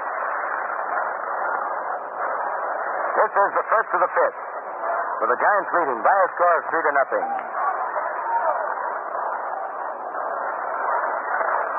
scrambled for the first two games in New York, won yesterday's game easily, and came out slugging in this one. Time is called. A ball gets away from Bill Roby, Indian catching coach, who is working with Ray Narleski down in the bullpen. Roby has been with the Indians for 25 years. He and Mel Harder, two of the men who have been around the Indian and Cleveland baseball picture for a long time. Doc is on third. He led off with a single. Mueller on first. He singled into right. His third straight hit. Nobody out. Lemon has his sign. There's the pitch.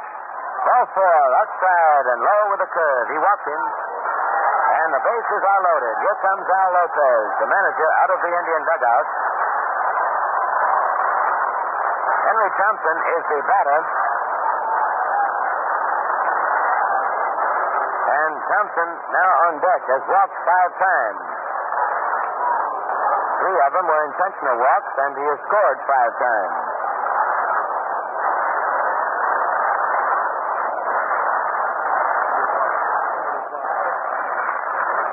The pitcher being called in by Al Lopez is Hal Newhouser, famed left-hander, formerly with the Detroit Tigers, being called into the game to pitch to Henry Thompson. We're talking about Thompson's bases on balls. He has walked 6 times. The last time up, he got an intentional pass, remember?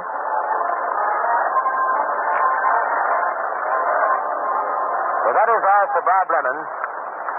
Leaving the game now. He has worked 4 innings. Nobody out. Lemon used 74 pitches in working 4 in the fraction innings. However, he gets no credit for more than the 4 innings, and there are none out. The bases are loaded. He gave up a total of 7 hits.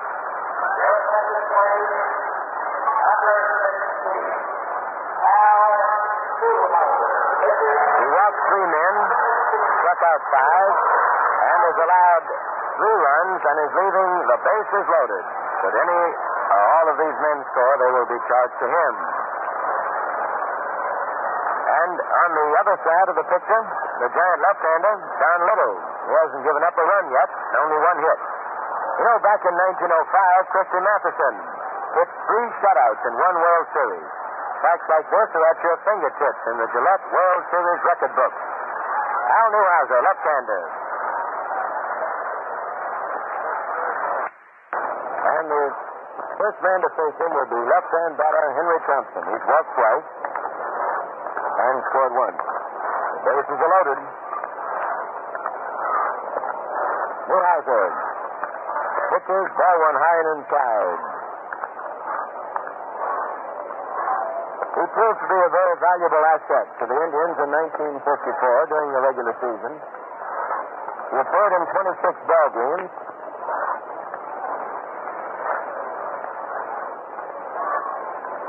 He won 7 and lost 2.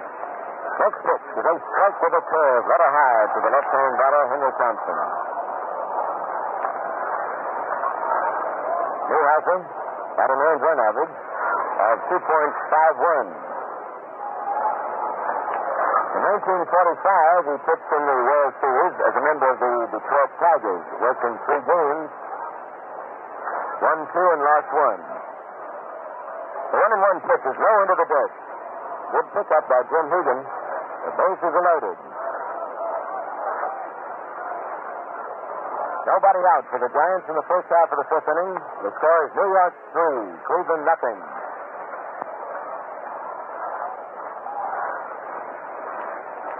New ball is tossed into play.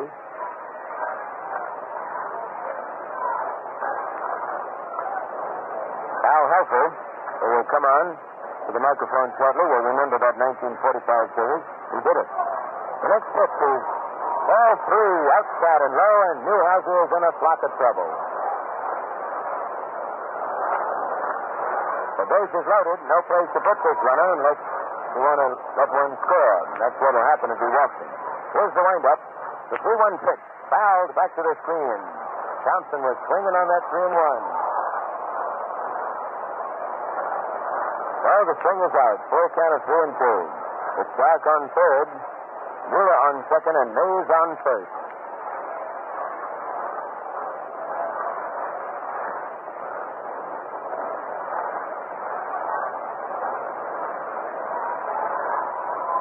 Newhouser tightens the cap on his head with his left hand. Here's the windup. The 3-2 pitch is ball square, high and inside. Failed to break that curve, and it forces in a run. The bases are still loaded, still nobody out, and the Giants now lead by a score of 4-0. Run batted in for Thompson, and his third walk in today's game. That brings up the right-hand batter, Monty Irvin.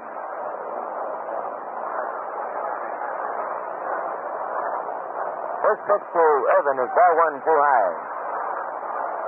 The run scored there by Alvin Dark is charged against Bob Lemon.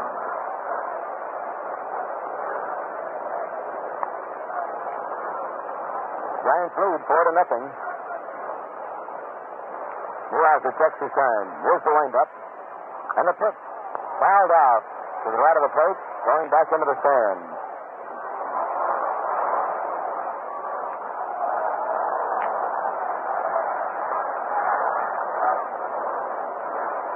One and one the count.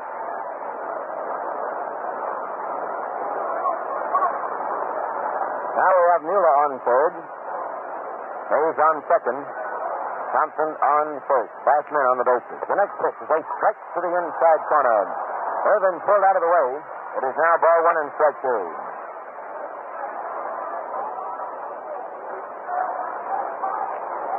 Batter on deck is Davey Williams. Irvin has been up twice. A double in the second inning. He struck out in the third. The count ball one and strike two. Newhouser rocks into the windup.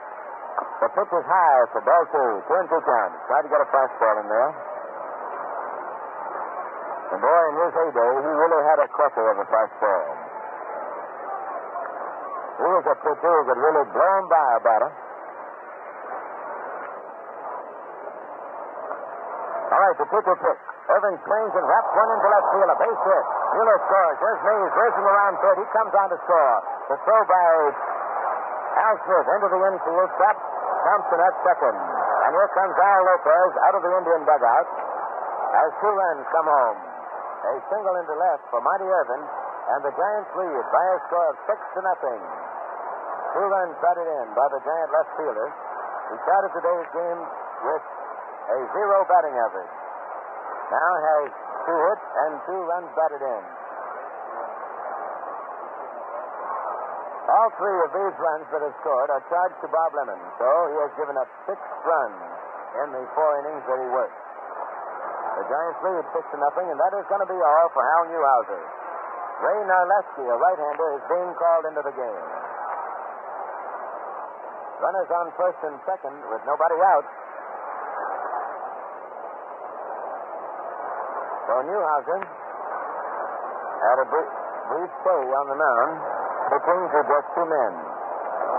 So here's a no innings, nobody out. He allowed 1 hit, walked 1 man. And while he has allowed no runs as yet, should either of these 2 men score, they will be charged to him.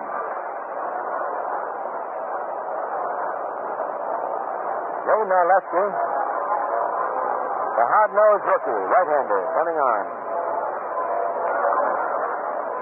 Hurling in 89 innings during the regular season, Narleski posted a fine earned run average of 2.22.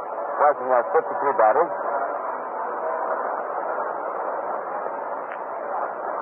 Taking his warm-up throws now.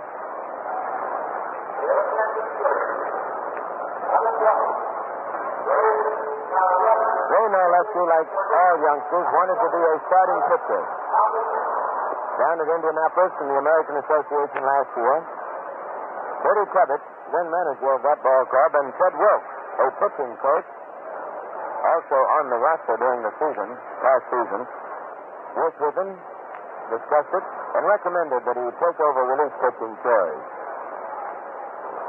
And under their tutelage and encouragement, Narleski came on to be one of the fine relief artists of the American Association. and made good to the Indians in spring training of this year. Runners are on first and second with nobody out. 3 runs are home for the Giants. They lead by a score of 6-0. First half of the 5th inning. Stepping into the batter's box is Davy Williams. He's 0 for 2. He bunts the first pitch, foul down the first baseline, out of play, strike 1.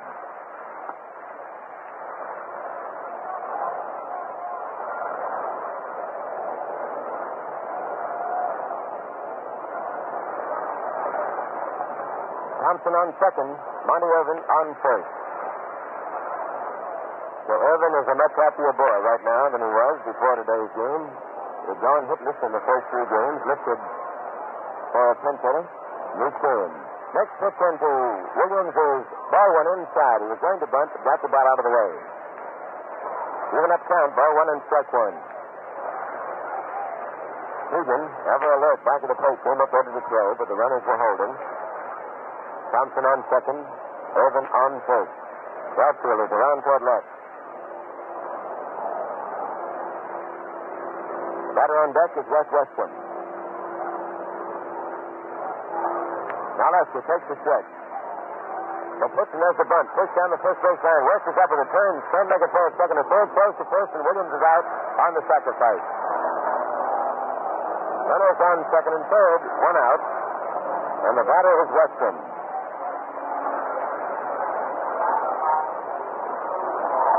Sacrifice for Williams. He goes out. And the official scoring. 3-4. First baseman to second baseman covering at first. The Western now steps into the batter's box. The infield is in tight. First pitch is ball 1, too low.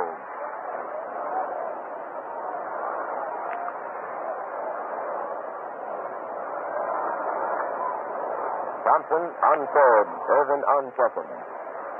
Indian infield in tight. The next pitch is swung on a fly ball going into short right center. Westway closing around Mifflin. He's entered now, the runner third. Tags up. The throw coming in, throws the runner, and too late is the throw. Irvin moves to third on the turn of the plate as Thompson scores. Sacrifice fly for Western, his second one today, and his second one batted in today's game. Thompson scored the first grand run of the inning. They lead now by a score of 7-0. On the throw into the plate by Westlake, Irvin moves to third base. They're 2 away, and the pitcher, Don Liddle, is coming up.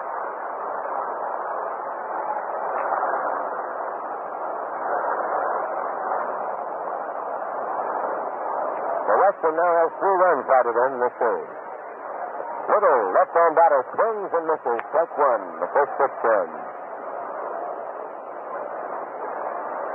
3 runs in this inning, a charge to Lemon, and 1 to Newhouser. Next pitch, swung on a ground ball to the right side of the infield. Avila charges it up with plenty of time. The throw to first, and Liddle is out. The side is retired.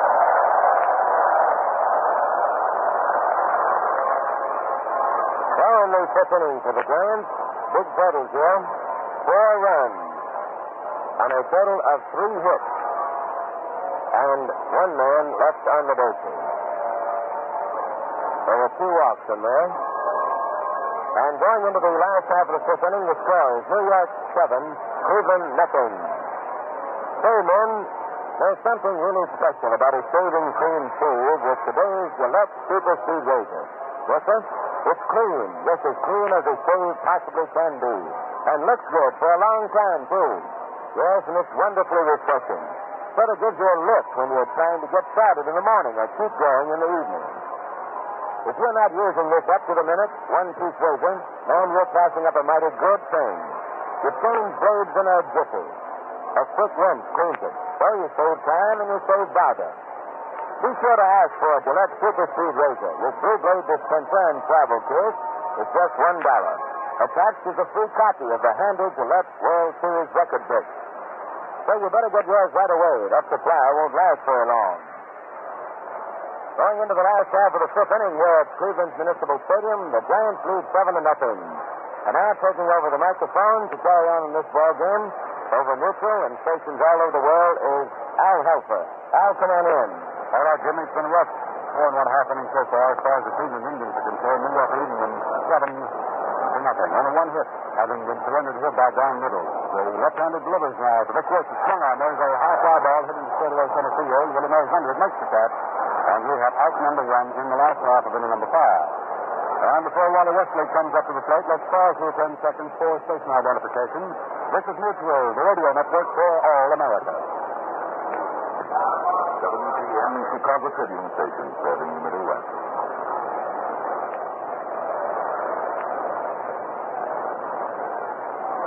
Up at the plate steps Wally Westlake. The big right-hand hitter takes the first pitch, fired in there by Liddle.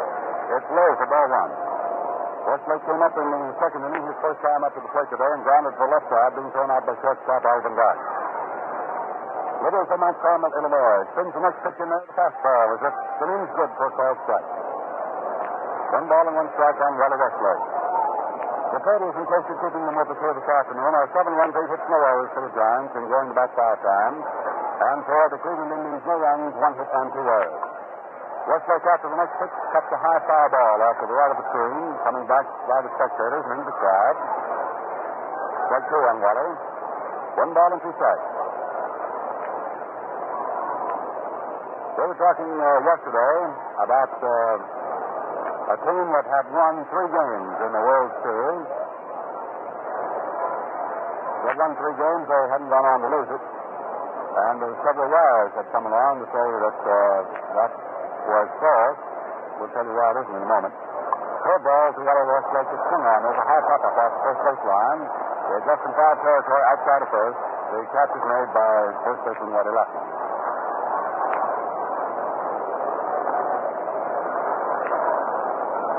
The batter now is Sam Gundy, the shortstop for Cleveland. Sam came up in the second inning, goes Willie Mays back in center field to take his long fly ball and big throw next to base low.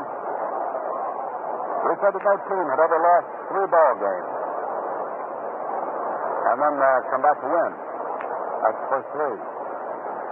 Well, some of the fans around the country sort of questioned the 1925 World Series played between Washington and Pittsburgh. The first pitch to Gundy is low for ball 1.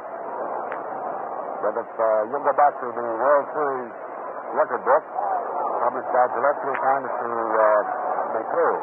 The pitch was swung on the Dunning foul back for strike, and the count is 1-1. In that World Series, Pittsburgh took the second ball game. Aldridge beating Kovaleski.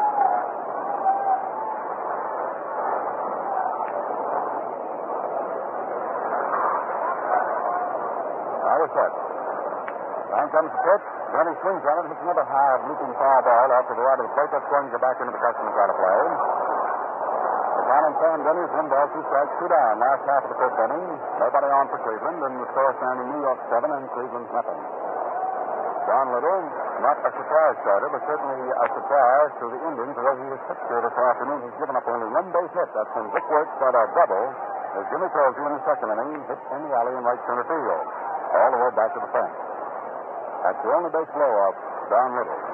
The left-hander twists, kicks, and throws. It curves to Denny, and it stays outside. That's ball 2. 2 balls and 2 strikes.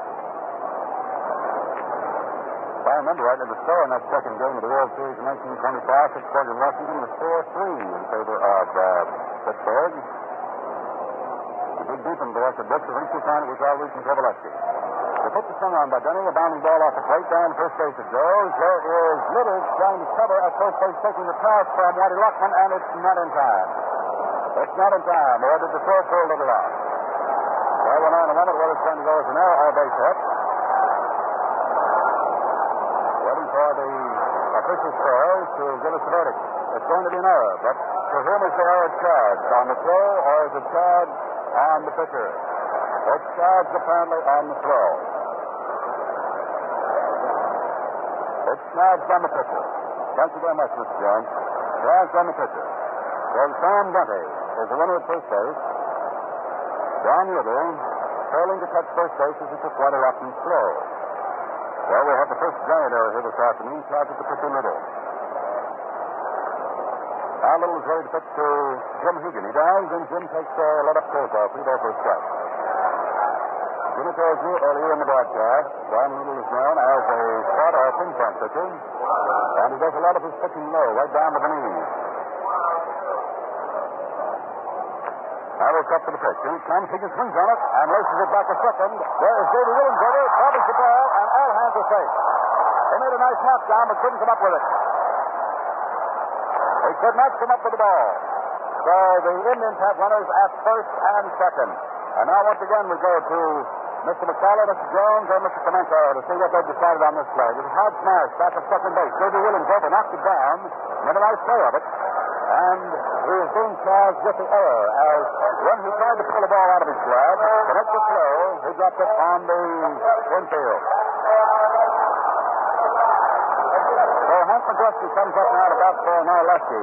Majeski batting for Majeski, who went winning here this afternoon. So Majeski comes up to bat.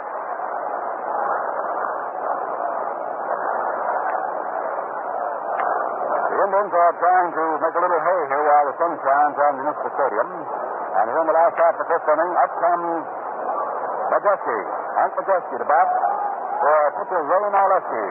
So that means we'll have the fourth pitcher in for the Cleveland Indians. Majeski, who played yesterday,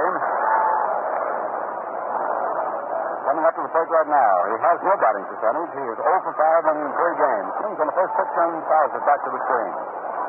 That's like one. Down the bullpen, got left-hander Don Muffy warming up. Looks as though it'll be he coming on to pitch in the top half of the sixth inning for Cleveland. 2 errors. The 2 down here in the last half of the fifth inning have given the Cleveland Indians their best opportunity of the entire day.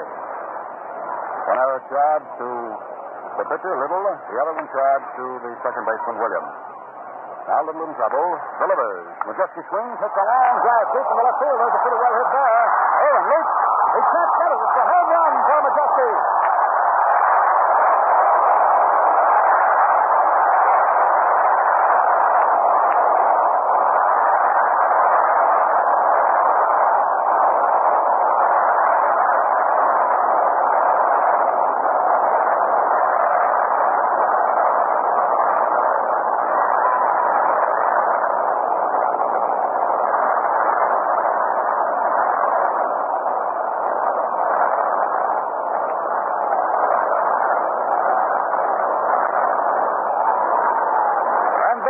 That the oldest eligible player here in this World Series, Hank Majeski, comes lumbering off the bench and puts Cleveland back into the ball game with a 3-run home run.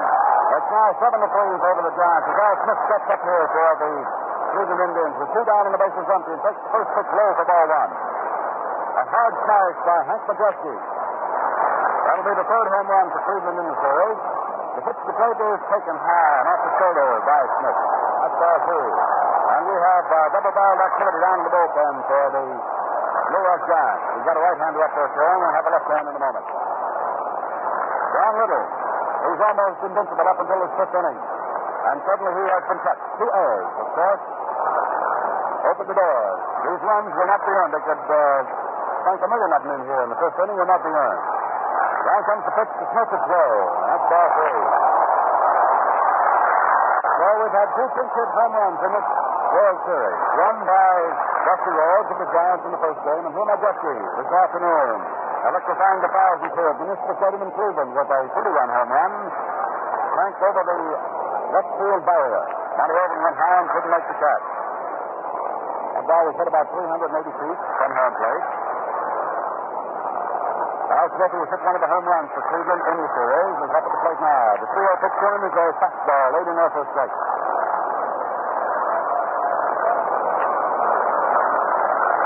The sands of opportunity rapidly running through the narrow neck of the hourglass of time. Cleveland is trying to do something about it.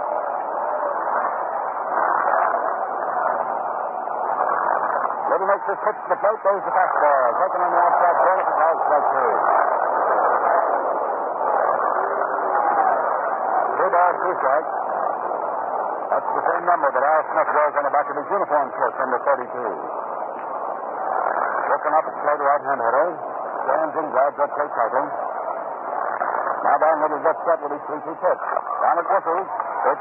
A third swung on and hung in the center field. Willie Mays looking up into the sun out there. It's a routine transfer, Willie. There's a basket catch to retire the side. Well, that's all here in the fifth inning. The Cleveland puts the rifle on, pick up 3 runs. Majeski sinks it home. That was the hit in the inning. There were 2 errors, and nobody was left on. So the score now at the end of 5 full innings of play. Fourth game of the World Series. It is the hosting New York Giants 7, the Cleveland Indians 3. Well, Brooklyn Dick Snyder is a great man with a bat. He's a good guy to know, too, believe me. When I asked him about Shorty, he said to me, well, if you make a real easy series, it looks right, you feel right, you can forget about any razor but the one-piece Gillette. That's a mighty sort of man, that Duke. The official paid attendance has just been announced here at the Municipal Stadium. 78,102.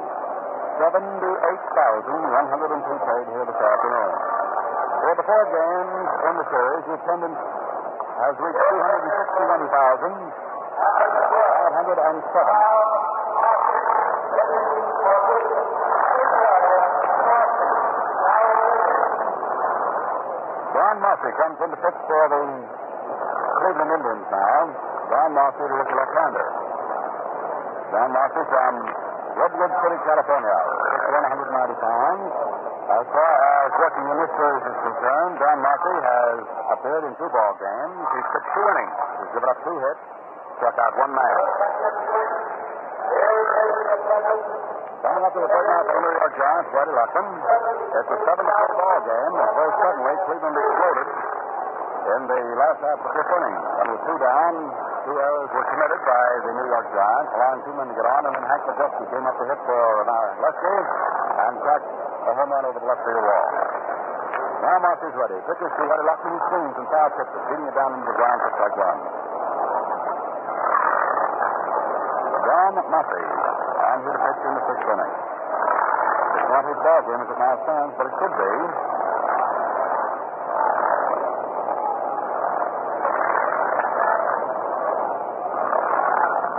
Ready, takes his time from Heaton. Here's a curve in there to the plate, and Luckman pulls the bunt down the first base line. Dick Lloyd has it.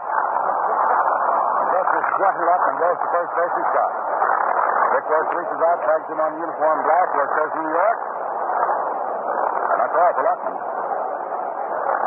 Well, he tried to drag one down the first base line and did, but he pushed it too far. So we have one out here in the top of the 6th inning, and the batter coming up is Alvin Dark.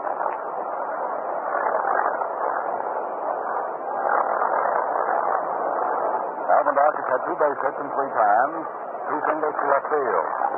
Drives into a curveball and doesn't offer, takes the pitch over for a strike. No balls and 1 strike to count on Alvin Dark. 1 out, nobody on, top of the 6th. Giants out in front, 7-3, and the Cleveland Indians bitterly battling here this afternoon. Mossy delivers a curve, and Dark takes it toward right field and goes foul. Just for a brief minute here this afternoon, rolled back 11 years.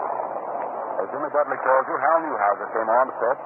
And I remember very vividly seeing Hal Newhouser win 2 ball games and lose 1 against the Chicago Cubs back in 1945. The 0-2 delivery now to Alvin Dark. Swung on, there's a bounding ball, hit back to first base, but goes up with it, races to first, strikes down first, and that's all for Alvin Dark. The 2 Giants fight the dust here in the top half of inning number 6. And back there 11 years ago. That's quite 11 years ago. I'm getting a little ahead of myself. 9 years ago, 1945 World Series. A fellow by the name of Bill Slater, very well known in the sports trade. Had the pleasure of working that World Series with Bill. For the last several years, Bill has been gravely ill, and I understand he's recuperating down in Florida, and we sincerely hope that he might be listening in today. John Mueller, old man, breaks up at the plate, swings on the first pitch, stopped by Mossy, hits the right back to the mound. Mossy's got it past the first just in time, and Mueller is out. Lost by an eyelash. Cleveland seems to be perking up here. The Giants have moved down in order here in the 6th inning by Mossy without getting the ball out of the infield. But nothing crossed the Giants in the top of the 6th inning. And we'll move into the last half of the 6th. The score at the end of 5 1/2 innings of play remains. New York 7, the Cleveland Indians 3. Well, you know that attendance of 78,000 should give us a record share to go to the ball players this year. You'll find shares in the past years in the Gillette World Series record book. 2 million copies of last year's book weren't enough to go around, friends, and how's this year's edition moving out? It certainly is. That figures because this handy reference will get you a lot more fun out of baseball. It has the score of every World Series game, winning pitchers, all-time records of every player, and diagrams and dimensions and fitting arrangements of every part. This year's player rosters and basic rules, throwing instructions, and well, just about everything. Buy a Gillette Super Speed Razor set for just $1, the regular price. The bigger and better 1944 edition of the Gillette World Series book is attached and doesn't cost you a red cent.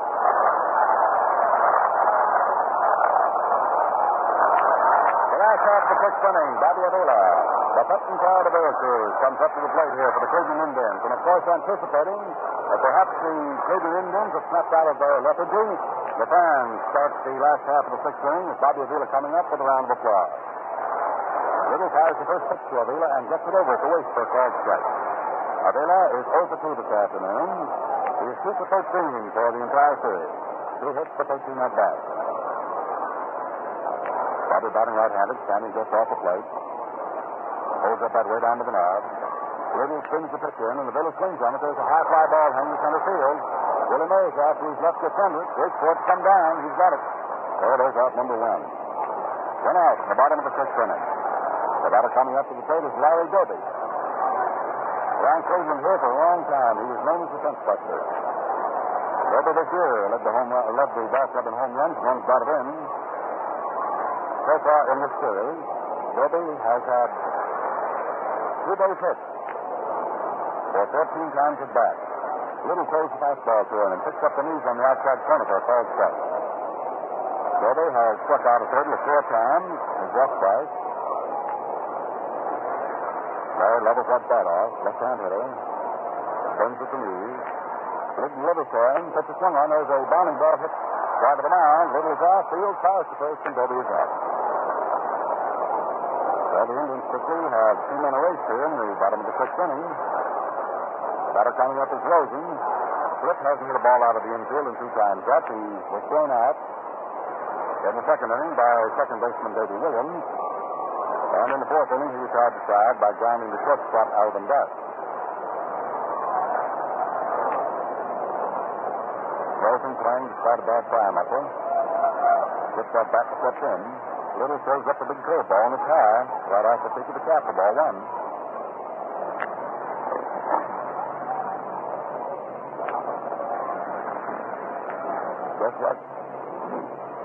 Wes Western here is shot very well here for the Giants in this World Series. Comes to sign out to Liddle. Down is ready. Goes over his head, kicks, throws the fastball. And Rosenapper sends one hopper down the third. Thompson's got it. Fires over to first base, low into the dirt. Waddylock comes up with it. There's out number 3. So Rosen grounds out from third to first. Retired to side.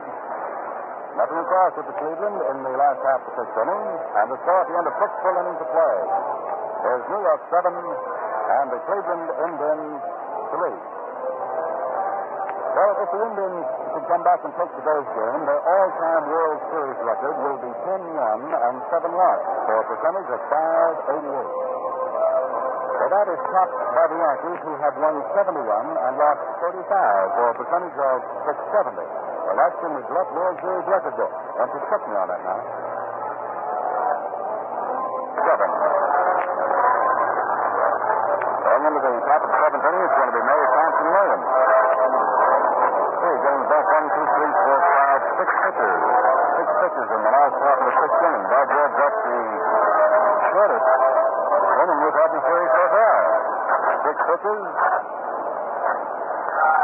That's pretty quick. That's good. Wouldn't meant in a hurry. Up to the plate now comes Willie Mays here in the top of the 7th inning. John Mossy goes back to work. Setting the Cleveland ball club for you defensively. John Mossy's on the mound. Jim Hicken behind the plate. At first is Vic Wirth. Bobby Avila at second. Up short to Sam Betty. At third is Al Rosen. Al Smith in left field. Get the rest of them for you in a moment. As Mossy curves. Mays gets it over for a strike. Doby is the center fielder for Cleveland. In right is Wally Westlake. It's a 7-3 ball game. The Giants having 7 runs on 8 hits. The Indians 3 runs on 2 hits. Both sides just committed 2 errors. Mossy pitches. Mays takes outside and high for a ball 1. 1 ball and 1 strike. Top half of the seventh inning.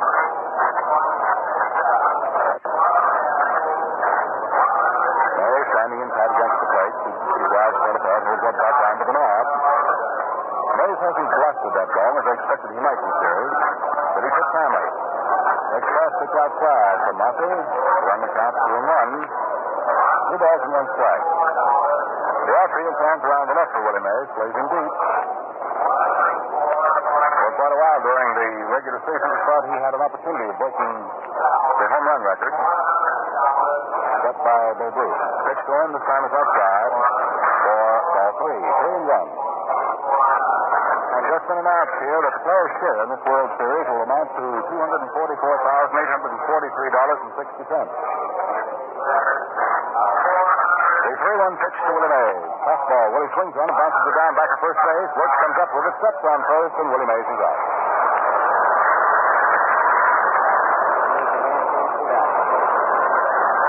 So that's the first out. In the sixth inning, Lockman bounced down to work. Gus bounced down to work. And here in the seventh, Willie Mays bounced to him. So he's been a big little fellow down there at first base. Now hitting left-handed is Hank Thompson. Sort of the unsung hero of this World Series. Great defensively. Pitch to him is high, up above the cap, right over the head for ball 1. By the way, Thompson has walked 7 times in this series, and if this series should end with this ball game, he will have set a record for the number of walks in a 4-game series. Bases on balls record for 4 games, 6. Almost there. There's another curveball. This is right in and over. Thompson backed off from that one. He thought it was going to be way upstairs. Mossy broke that curve off, but good. Threw that one to way at first base. Now the 1-1 pitch on left-handed batting Thompson. He runs up on it, swings on a fastball, and doesn't get it. That's strike 2. Wayne Arleski came in here yesterday, old hard-nose, as Jimmy Dudley calls him. Really fired that rock. Today, Don Mossy has come on, and he's been showing plenty of mastery with his pitches. The 1-2 delivery. Fastball. Swung on. Bounced down off the rubber home plate. A bounding ball to Bobby Avila. He comes in. Can't pick it up. Kicks the ball away from himself. And there's Thompson going to first to hold on. That'll go as a base hit. Bobby Avila coming in. Tried to scoop it. It was one of those do or you don't plays, and Bobby wasn't quite able to make it. It'll go as a base hit. So Thompson is on. That's the first hit given up by Mossy. That'll be hit number 9 for the Giants.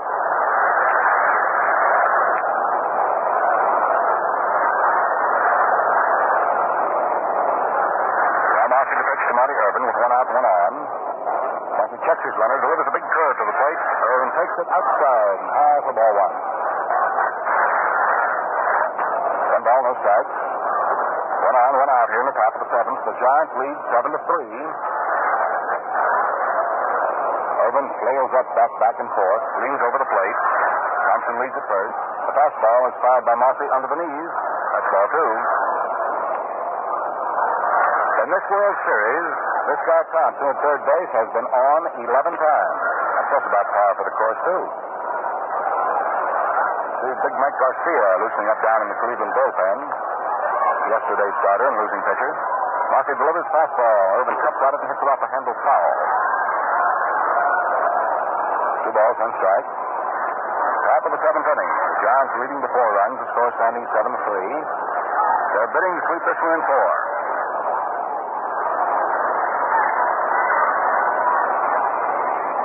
Irvin, who went until today's 2nd inning before he got his first base hit in the series, and then he broke out with a double up there. Takes the fastball up to the face. That's ball 3. Monty doubled to left center field in the 2nd inning, struck out in the 3rd, and singled to left in the 5th. He's driven in 2 runs. That single to left in the 5th drove in 2 of the Giants' 4 runs in their big 4-run 5th inning. Monty Irvin aware of number 20. Thompson steps away from first. Mossy serves up the plate, and Irvin cuts at it and hits a foul ball off to the right of the screen. It's going back into the spectators out of play. So the count on Monty Irvin is 3-2. 3 balls and 2 strikes. 7 runs, 9 hits for the Giants. For the Cleveland Indians, 3 runs, 2 hits. 1, a 3-run home run by Hank Majeski as a pinch batter in the last half of the 5th inning. Off the here, the Cleveland runs in the inning were unearned. But nevertheless, they're up on that score sheet for everyone to see. Murphy's ready now. Grover 3-2 as the runner base. Pitch is swung on. Hits down. Then he makes a nice stop. Comes up with the throw. Vila for one out to throw to first base. A double play.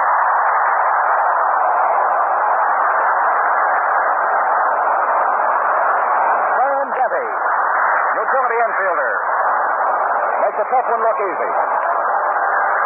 The double play going from the shortstop, Sam Denny, who made a nice stop, over to Bobby Avila, who had to pivot in a big hurry to make the throw down to first base, and he did.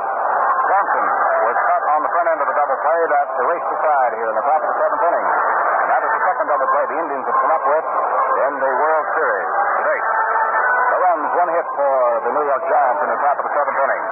There were no errors, nobody was left on. And the score at the end of 6 1/2 innings of play now. It's New York 7, Cleveland 3. Ladies and gentlemen, Gillette presents the sharpest edges ever honed. To look sharp every time you shave, to feel sharp and beyond the ball, just feel sharp. You can look blue blades for the quickest shave of all. Gillette blue blades are made to fit your razor to a T. They're double edges last and last for real economy. To look sharp every time you shave, to feel sharp and be on the ball, just feel sharp. You can let blue blades for the quickest shave of all. Gillette blue blades in modern dispensers with used blade compartments are 20 for 98 cents, 10 for 49 cents. Now to the last half of the seventh inning. Dick Wood standing in. Left-hand hitter takes a curve from southpaw down middle, and it's good at the knees for called strike one. Wood has one of the two hits. The Cleveland bats have picked up this afternoon. Both of them have been extra base boys at Liddle. Wood swings on the next pitch and sends a foul right up over our microphone. That's strike two, and while we get a new ball in play down there, let's pause here 10 seconds for station identification. This is Mutual, the radio network for all America. WGN, the Chicago Tribune station, serving the Middle West.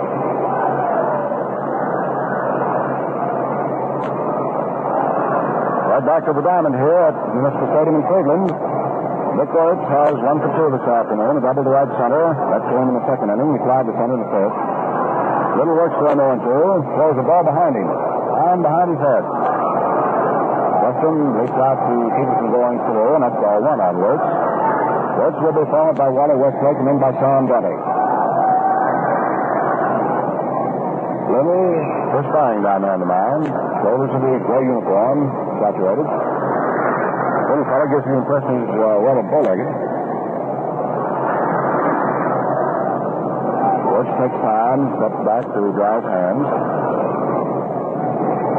7-3 in favor of the Giants. Now Liddle kicks and throws. Wirtz looks at a curveball. It stays high right off the corner of the chin. That's ball two. 2 balls, 2 strikes. Last half of the seventh inning.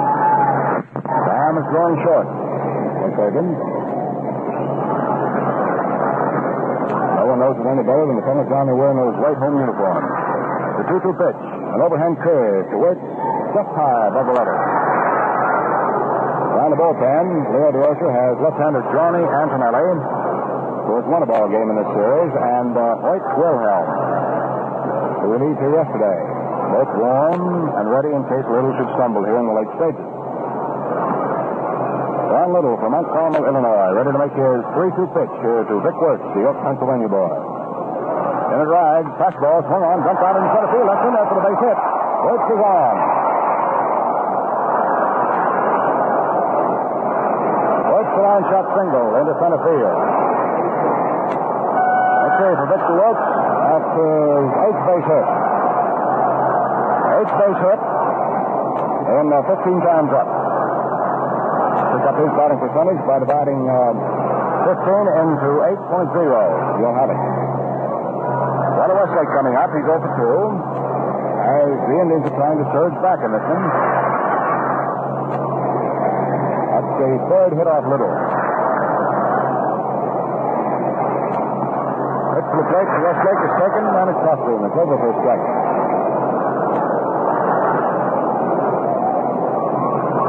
until today, John Liddle had pitched only 1/3 of an inning in the World Series, pitched out in relief a couple days back over Polo Grounds. Texas runner at first delivers the plate. Westlake takes the fastball under the knees. That's ball one. 1 ball and 1 strike.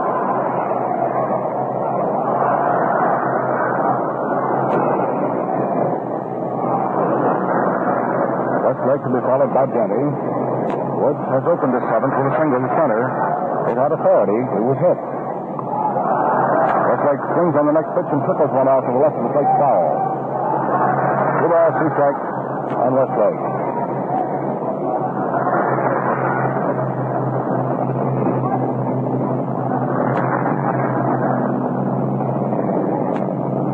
Gets a new ball to work with.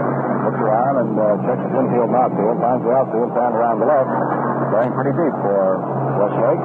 Hits up that long ball. Got a lot of power. Woodward's moving off at first base. In comes the pitch. Westlake swings on a let-up third ball. Doesn't get it. That's strike 3. Strangely enough, Liddle has only 2 strikeouts to his credit here this afternoon. He got Dobie in the first inning, now has Westlake here in the 7th. 1 out, 1 on for Cleveland, last half of the 7th inning, and Sam Denty coming up to the plate. Sam is 0 for 2, he slid out in the 2nd inning to center field, and was a base runner on the pitcher's error in the 5th. Sam choking up on the hand of the bat, stands just off the plate, hits right-handed. Bends at the knees. Liddle throws him a curve that's over, right under the letters on the outside plate. Like one.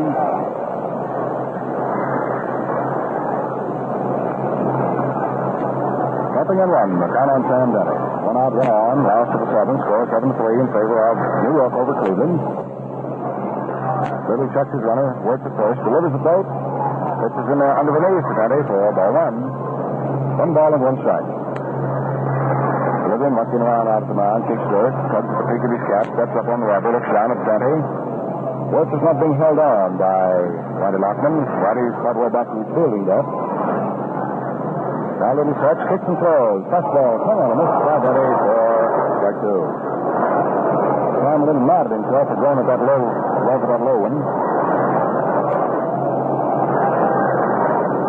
Now there's 1 and 2 on Denty. Out there to go next will be catcher Jim Hegan.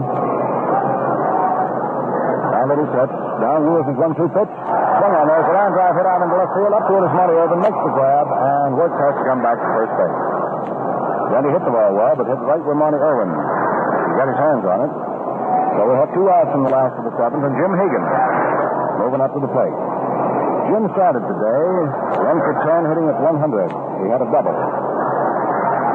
Today he has walked in the 5th inning as base runner.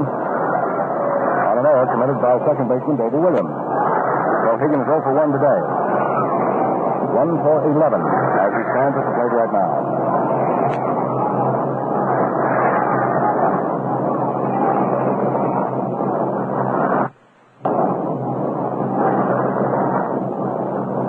Liddle tries the fastball on him, and Higgins properly stops it in the left field for a base hit.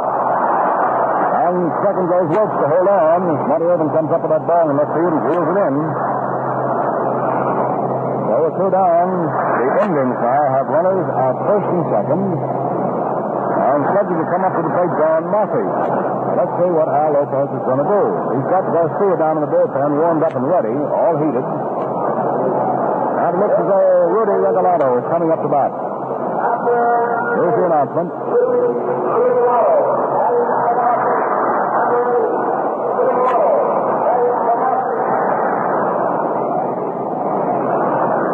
He pitches 2 innings here this afternoon and gets by giving up only 1 base hit.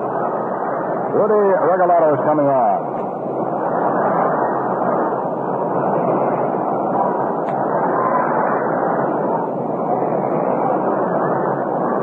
This is just thinking a little bit ahead, everybody, but if the Indians can do anything here in this ballgame about tying it up or running perhaps in the extra innings, Rick Wirtz at second base right now may get a couple of chances to tie Ruth's record of 10 hits in 4 games. Wirtz right now has 8. Wirtz established that record back in 1928 in the World Series. Rudy Regalado batting for Don Matthew. Rudy hitting right-handed. Standing just off the plate, and time has called as he backs away from there. Decides Liddle is taking just too much time. Regalado has 0-0-0 for batting percentage as he takes the first pitch high and foul for ball one.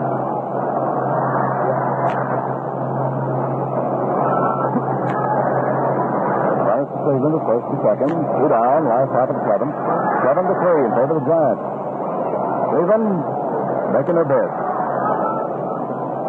Now the 1-0 pitch by Don Liddle. An overhand fastball taken on the outside corner, knee high for a strike.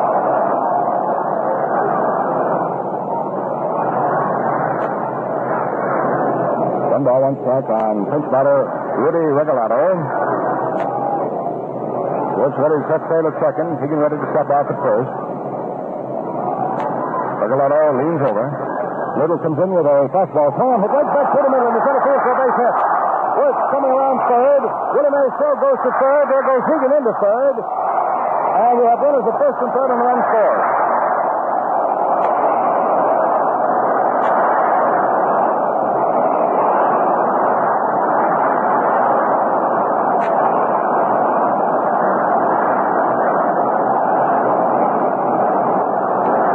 It's a 7-4 ball game. As Cleveland comes fighting back, and Leo DeRosa calls for time and comes out of the Giant dugout. He wants to go out and talk to his left-hander. Jim Hagan at third base. Rudy Regalado batting for Don Matthew. Singles back to the middle. And hurriedly coming out of the Giant dugout and going down to the bullpen is right-hander Mark Griffin, who relieved so magnificently in the first game of this World Series and picked up the win. He relieved Sam Magley.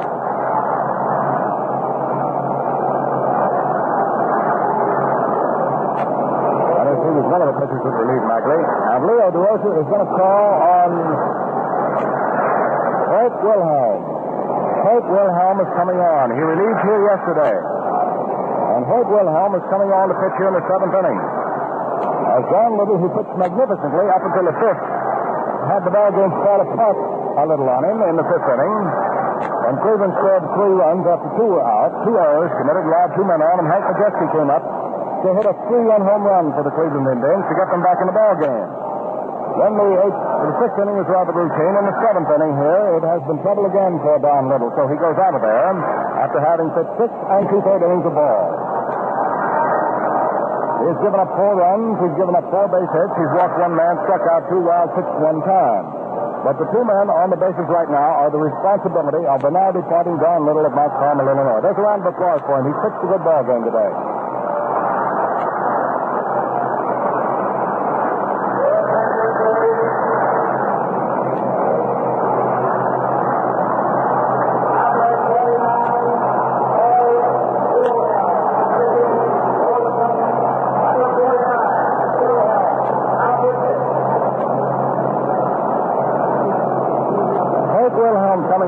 His second appearance in the 1964 World Series. They came on in yesterday's ball game after Gomez had gone 7 1/3 innings and finished it out. New York winning the ball game 6-2. Now it's Wilhelm coming on to try to save this one for the Giants and for the starting pitcher Don Liddle. And it looks as though Pope is going to come up and do a little batting here for the Cleveland Indians. Here's back for Smith. There's Pope.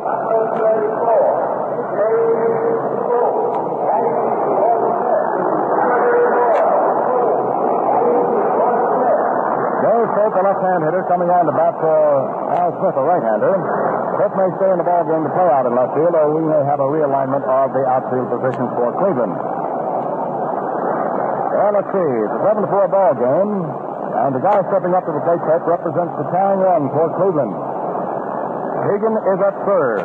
Regalado, who singled back through the middle to drive in the run, is himself at first, a pretty good runner.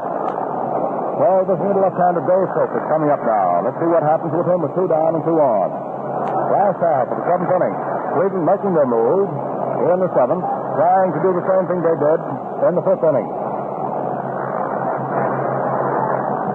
The reason for Pope being sent in, this spring Dave Pope hit Hope Wilhelm pretty well in the spring exhibition game. Jimmy Dudley rubs his hands together. He's on his home ground here, and he's waiting to see what Pope's going to do, and I know there are thousands of Cleveland fans doing the same. Probably the Giant fans all over the country have their fingers crossed right now. Well, let's see what happens with Hoyt Wilhelm as relieved John Liddle. The knuckleballing right-hander gets set, checks the runners at first and second, looks down at Pope, the pinch batter, delivers to him the knuckler in the outside, way outside, and Westrom almost had the ball get away from him. But this guy Westrom is very adept at catching the knuckleballs of Hoyt Wilhelm. Well, we've got a pretty tense situation here in the last half of the seventh inning. Cleveland has scored one time. Wilhelm delivers the knuckler high, under the chin, that's ball two. 2 balls and no strikes.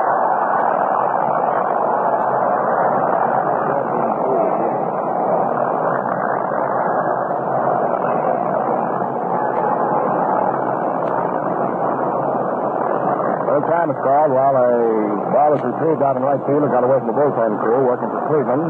Garcia is still throwing down there for Cleveland.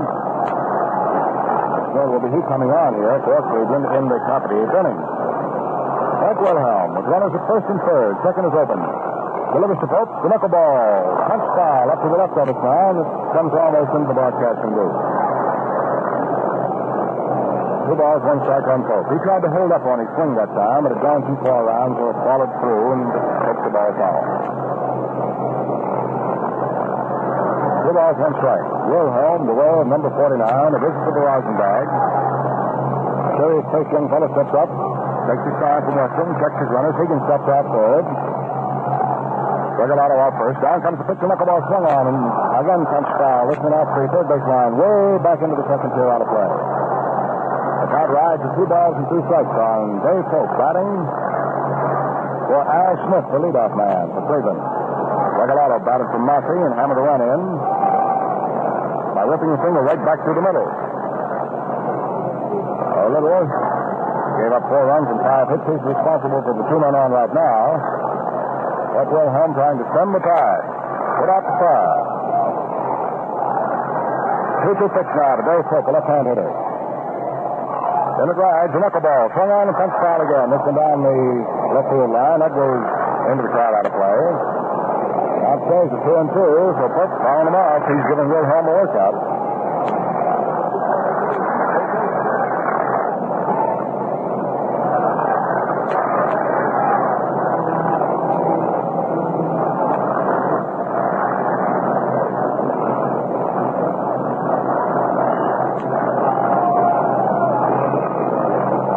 Again, as Pope climbs back in batter's box. Wilhelm sets his runners, goes to the top of the stretch, comes down, hesitates, kicks and throws. The knuckleball swung on, hit right back to down. Wilhelm has it, fires to first base, so Waddy Lockman. Pope is out, and the inning is over. So Wilhelm comes on here to get the last out, the 7th inning. But the Indians batted back, picking up 1 run on 3 base hits. There were no errors, and 2 men were left on. So the score here at the end of 7 full innings of play. It's now the New York Giants 7 and the Cleveland Indians 4. Okay. We've been seeing these 2 teams go out at hammer and tongs. Here at Municipal Stadium, 78,102 folks have come in here to see the excitement we've been telling you about. And Cleveland Stadium here is one of the few perfectly proportioned ballparks in the majors. Quite a field here. In the Gillette World Series record book, you see that a home run has to travel just as far and just as high to clear any fence in right field or right center as one in a comparable direction in left field or left center. And there have been many people saying that should be in all ballparks. And if that be true, then the record should be much more even. Well, there has been a great move in that direction. This ballpark here is a very fine one, so is the White Sox spot at Chicago. The one down in Baltimore is going to be a ballpark that will have dimensions. That is just about the same. Well, Dave Pope has gone into left field as we expected he would, and Garcia has come on the pitch for the Cleveland Indians here in the 8th inning. So it's Garcia on the mound. The right-handed right-hander lost yesterday's ball game, so he's 0 for 1. No wins, 1 loss in the World Series up to now. So Garcia comes on, and Dave Pope remains out in left field. Came on the bat for Smith. And the first man to come up here in the 8th inning for the New York Giants will be Dave Williams. So we move into the top of the eighth inning with the Giants leading 7-4. They're up 7 runs on 9 hits. Have committed 2 errors. And for the Indians, 4 runs on 5 hits. They have also 2 errors. Davey Williams still looking for his first World Series base hit. He's over 11. Sacrificed successfully his last time out. That was in the 5th inning. Comes on, the right-handed batter from Dallas. Swings back from Garcia's fastball and takes it off a hit inside for ball 1.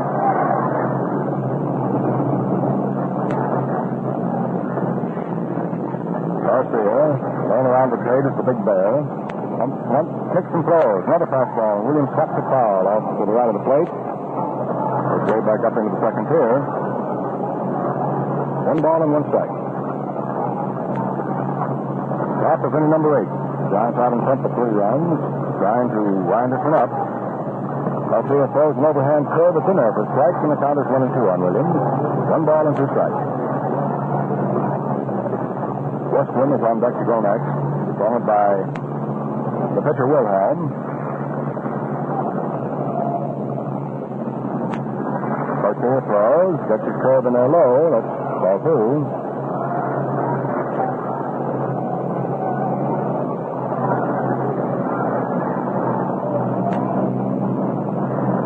Garcia pumps, kicks, throws 2-2. Fastball inside off the knees. Williams steps back. They call 3. That's full count on Williams at 3 balls and 2 strikes. Top of the 8th inning, the first man up for the Giants. Garcia crawling away out there for the Indians. Takes a shot, Egan. 3-2 pitch to plate. Overhand curve swung on by Williams. There's a long drive deep in the left field. It's curving, and it goes foul into the seat. Just misses being a home run for Davey Williams. Tagged that ball pretty well. That's about as close as he'll ever come to making a home run and not actually getting it. You can see the kid's shoulders sort of sag when that ball curves foul down at the 320-foot side. Davey hasn't hit too many home runs this year. Actually, he's battled that stick all year long. His batting percentage hasn't been anywhere near where he or the Giants think it should be. But he's grimly stuck to it all year long. That would have been a great shot in the arm for the kid had that ball gone in. Well, didn't quite make it. 3-2 pitch now by Garcia. An overhand fastball taken by Williams way inside for ball 4. So Williams gets some compensation by drawing the walk. Off Garcia, the first base on balls. First base on balls given up here to the New York Giants. And Westman comes on. He sent a sacrifice fly to right field in the second inning, which is credited with batting in a run. Struck out in the 4th. Sacrifice fly to right field in the 5th, which started in his second run. So he's driven in the pair today and has gone 0 for 1 actually. Struck out in the 4th inning. Westman can give that ball quite a ride, too. Minnesota boys still got batter's box. Garcia fires to him and expecting the bunt. The infield comes charging in. Just the chance on it. It's too close up against his uniform blouse. That's ball 1. They've got a jet up overhead here. He's really going through a lot of tricks and antics. Now what's that? Weston squares off the bunt base, puts the bunt down the first base line. Works plays it. His only play is back to Avila covering at first base, and Williams has been sacrificed down second. So Weston bunts and sacrifices successfully. Ward's handling, Avila taking at first base. So it's a 3-4 foot out if you're going with it. Williams now in scoring position at second, and the batter coming up is Court Wilhelm. Up for his first at-bat, he came in and pitched 1/3 of the 7th inning. But moving up to the plate, he's not a great shakes as a batsman. But he'll stand up there and wave at him anyway. If you're looking into the last half of the 8th inning, I'd like to know who's coming up for Cleveland. It'll be Avila, Doby, and Rosen in that order. Anybody else needed, it'll be Vic Worth. I know many times sitting in the ballpark, folks like to look at the programs and see who's going to come up the next inning. Now Garcia ready. Throws to Wilhelm, who swings on the first pitch and dribbles it foul off to the left of the plate, beating it down into the ground. That's strike 1. 7 runs, 9 hits for the Giants. For the Indians, 4 runs, 5 hits. 7-4.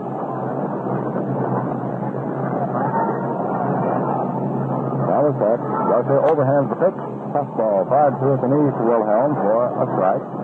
At the second one, count is 0-2. Garcia checks his runner back at second. Delivers the plate. Puts his swing on by Wilhelm and misses. That was the fastball. So Wilhelm goes down, striking out for Garcia. That's the second out here in the inning. Garcia has walked a man, struck a man out. Batter coming up is Whitey Lockman, hitting left-handed. Starting the fifth batting go-round for New York. Whitey hasn't hit a ball out of the infield today. He's called out on strikes in the first inning, tapped back to Wirtz in the third, and was thrown out to the pitcher covering. It was the reverse when he came up in the fourth inning. He hit a smash back to the mound and was thrown out by the pitcher, and then in the sixth inning rolled to Victor Wirtz for the first out in the sixth. Whitey choking up on the bat handle, steps in. Garcia checks Williams back at second. Big barrel-chested right-hander delivers. There's a curve inside and low, right into the dirt. Higgin comes up with a nicer. That's ball one. The most sacrifice hits in a game held by Joe Tinker of Chicago of the National League in 1906. And Wes Western is credited with 3 here this afternoon. 2 sacrifice flies to right and a sacrifice. So I imagine that will tie that record. The pitch to Whitey Lockman is over but low, and his count is 2 balls, no strikes. Of course, you know, the sacrifice fly just came back into existence. And it has to be figured along, I would imagine, with the tabulation of a sacrifice. So Western has 3. That will tie Tinker. Overhand pitch is swung on by Lockman and hit foul. Off to the left of the plate. Up into the second tier out of play. Somebody fumbled that one and drops back down the lower deck.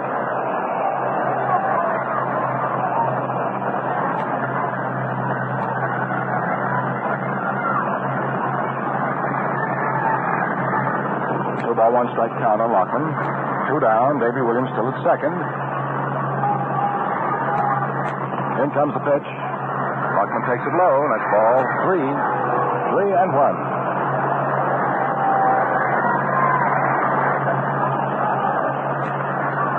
Williams striding away from second now, waiting for Garcia to wheel that next pitch up to Lockman. Garcia settles.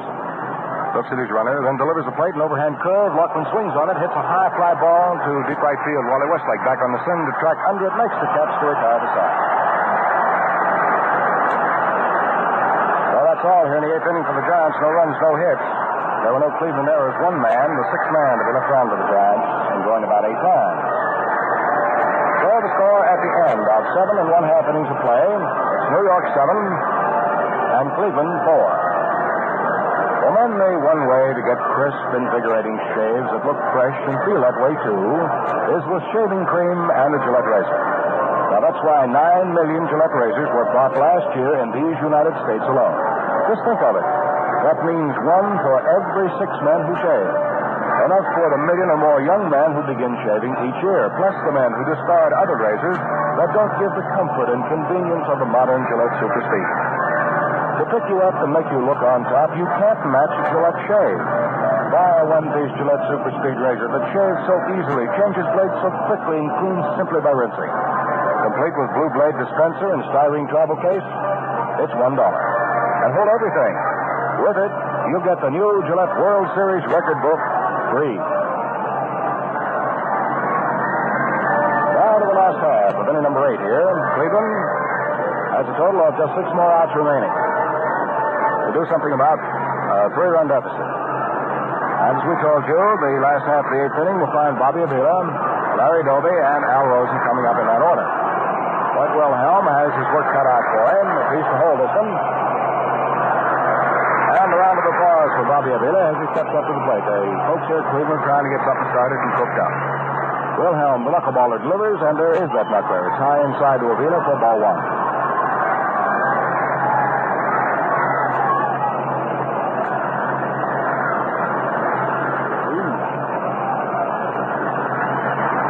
Ready, delivers again. Avila takes. There's the fastball. Fired across at the waist for a called strike. And a wind kicking up now from behind left center field, blowing right across the diamond out behind first. So to poke it into that breeze, you're going to have to hit the ball pretty stiffly. Bobby Avila 0 for 3 this afternoon. Wilhelm delivers. There's the knuckler. Avila runs up, lets the bunt, takes the pitch, and it costs him. It's in there anyway. Strike 2. 1 ball, 2 strikes on Avila. Doby on deck to follow. Ed Grissom down in the bullpen, along with Johnny Antonelli, throwing for the Giants in case Wilhelm should have trouble. Boyd pitches 1 and 2. Curveball, a swing on and missed and gets away from Western. He comes back to the screen, picks up and throws to first base, but Avila is there. There's a case of swinging on a wild one on the 3rd strike. And, of course, it's going to be charged to the pitcher. And there it will be charged to the pitcher for throwing that one wild.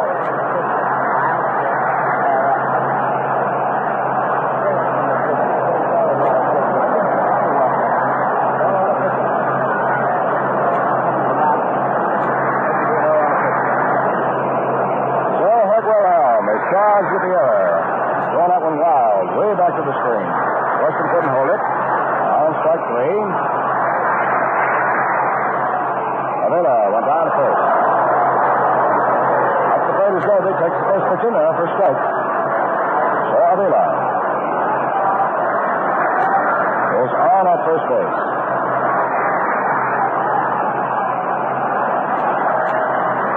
Well, let's end the ball game. Any way to get on? Barry Doby up there is a round of applause. The rhythmic clapping starts through the stands here. Wilhelm checks his runner at first, Bobby Avila. Goes to the plate. A knuckler that's outside as Doby starts to go and changes his mind. 1 ball and 1 strike to count on Larry Doby.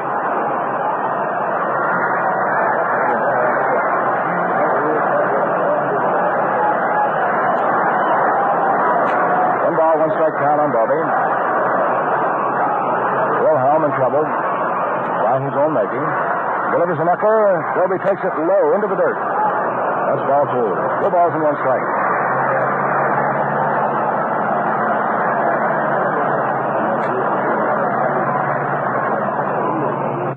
The Giants have seen here this afternoon their 7-0 lead dwindle down now to a 3-run lead at 7-4. Wilhelm on here in trouble in the 8th inning. Avila at first.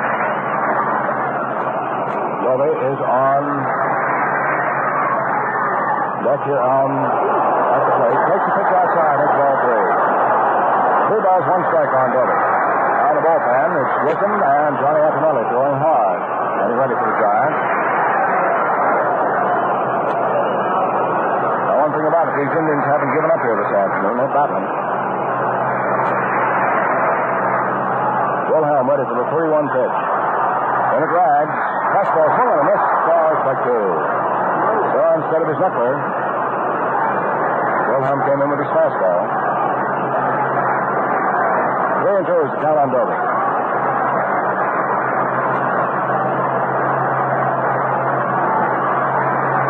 Avila steps away from first base. Will he be running 3-2? He does not. The pitch is swung on. There's a high foul ball off the third base line. Thompson's not going to get this one. It's over behind the dugout, out of play.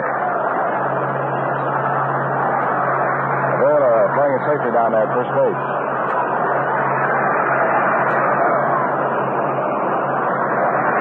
Now for the next 3-2 pitch on Larry Doby, the center fielder. Avila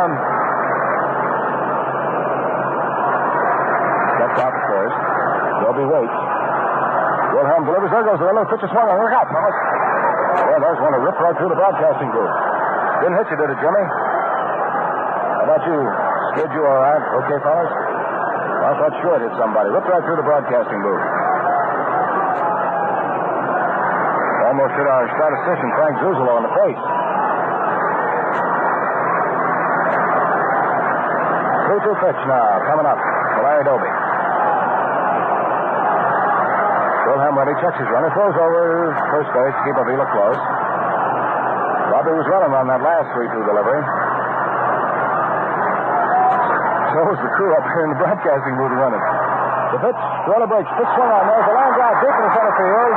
Willie Mays back is under it, makes his throw all the way to first base. And Avila has to hurry back. So Doby lines out to Willie Mays in center for out number 1 here in the 8th inning. Still have a base runner. This ball game moving rather slowly now. Just a little under 2.5 hours old. You know, the fastest series game in history was played by the Tigers and the Cubs back in 1908. It lasted just an hour and 25 minutes. Well, teams' records like this, as well as all the important individual series records, the handiest source I know is, well, is where I got this one, in the Gillette World Series record book.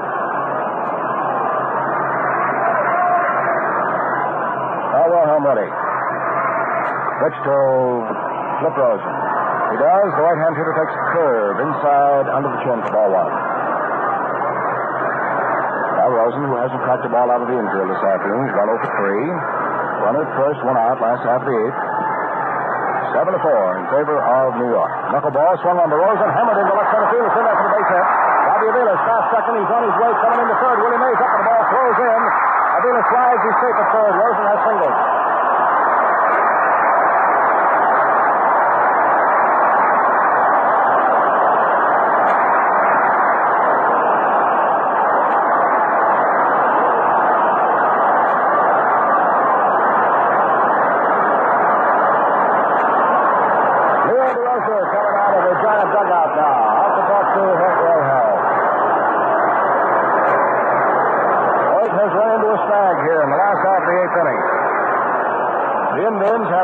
First and third, second is open, one out.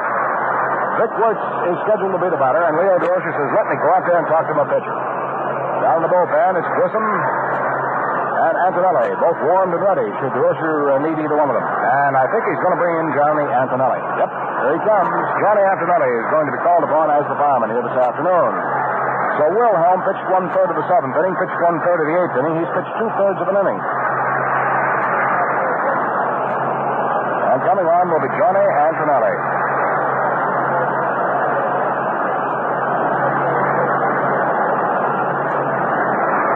Johnny Antonelli has won one ball game in this series, and the young fellow from Massachusetts being called on again. Antonelli, in winning his ball game for New York, the second game of the series, that was back on the 30th of September, beat the Cleveland Indians 3-1. He gave them eight base hits. They stranded 13 men on that afternoon. So Johnny Antonelli comes on in relief.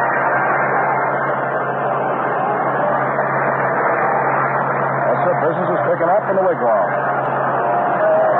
Antonelli comes on, pitch to Wirtz. They'll take Wilhelm out of the ball game. Johnny Antonelli relieves him. The third pitcher to be used by Durocher.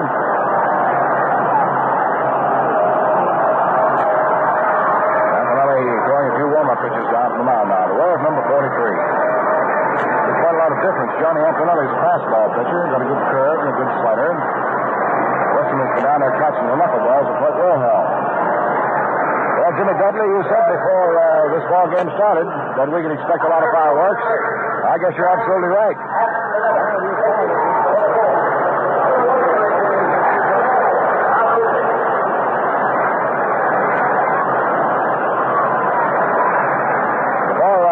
Fires away here to Vic Wirtz. Let's pause 10 seconds for station identification.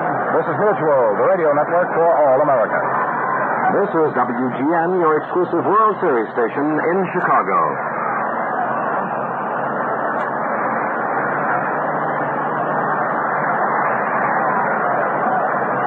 Vic Wirtz standing just outside of batter's box while Antonelli throws his warm-up pitches. Gets field to mound. Things are sort of broken loose here for Cleveland in the fifth and the seventh. They scored 3 times in the fifth, once in the seventh, and they're bidding here to score again in the eighth. Vic Wirtz coming up there has hit 1 home run for the Cleveland Indians in the series which they have picked up 3. And now, with anticipation, the fans here begin the applause for Victor Wirtz. He represents a tying run for Cleveland. Now Rosen on at first.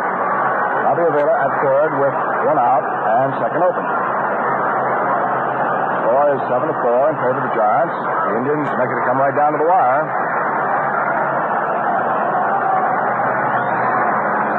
Wirtz has 8 base hits in this series. He can get his 9th right now. 10 is the record of base hits in a 4-game series. Of course, this would go more than 4 now. Down comes the pitch to Wirtz, a fastball off the shoulder inside. Come down no strikes on Wirtz. Wirtz has 3 runs batted in. Majeski has 3 runs batted in. So they're tied in the RBI department in this series for Cleveland. Antonelli ready. Rears back and deals off a fastball. Swung on a miss by Wirtz for a strike. 1 ball and 1 strike as Antonelli goes to the fastball. Now we've got John McCall, the left-hander in the bullpen, and Marv Grissom, the right-hander for the Giants. Then it's the first and third for Cleveland here in the last of the 8th. 1 out. Dick Wirtz up there. This afternoon he's 2 for 3. Double and a single. Curveball to him is over nice and away for a strike. Antonelli took his good old time and poured in the change-up curve. 1 ball and 2 strikes. Also, this is going to be one we'll long remember. Regardless of which way the cat jumps in this one. Lots of ball games in this series have really been exciting. Antonelli sets, delivers a big curveball, will swings and misses for strike 3. That's the big out. Antonelli comes on, strikeout Victor Wirtz. That's the 3rd strikeout against Cleveland. The batter coming up now is Wally Westlake.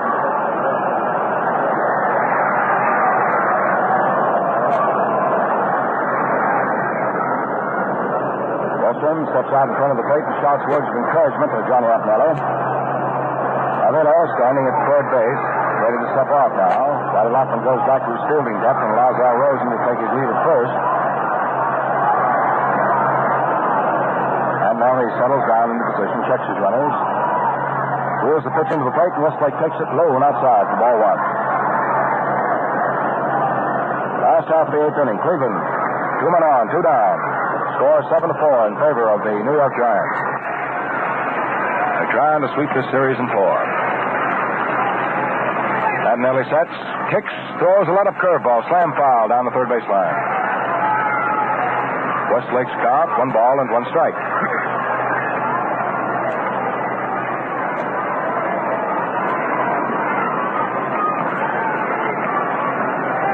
Westlake, a big right-hand hitter, feet wide, spread apart.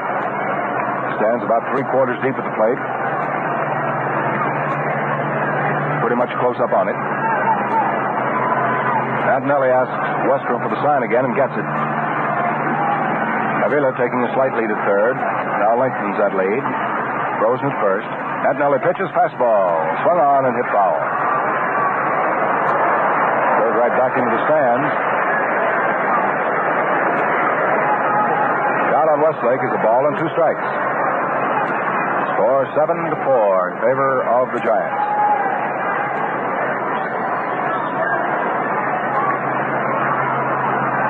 $78,102 pair of eyes looking on here this afternoon. Waiting to see what Johnny Antonelli's going to do. Waiting to see what Wally Westlake's going to do. Johnny checks his runners, delivers 1 and 2. A curve over for called strike 3. That had Westlake all tied up. So Westlake is called out on strikes. That retires the side here in the 8th. No runs. There was 1 base hit. There was 1 error. There were 2 men left on. So the score at the end of 8 full innings of play now. It's New York 7 and Cleveland 4.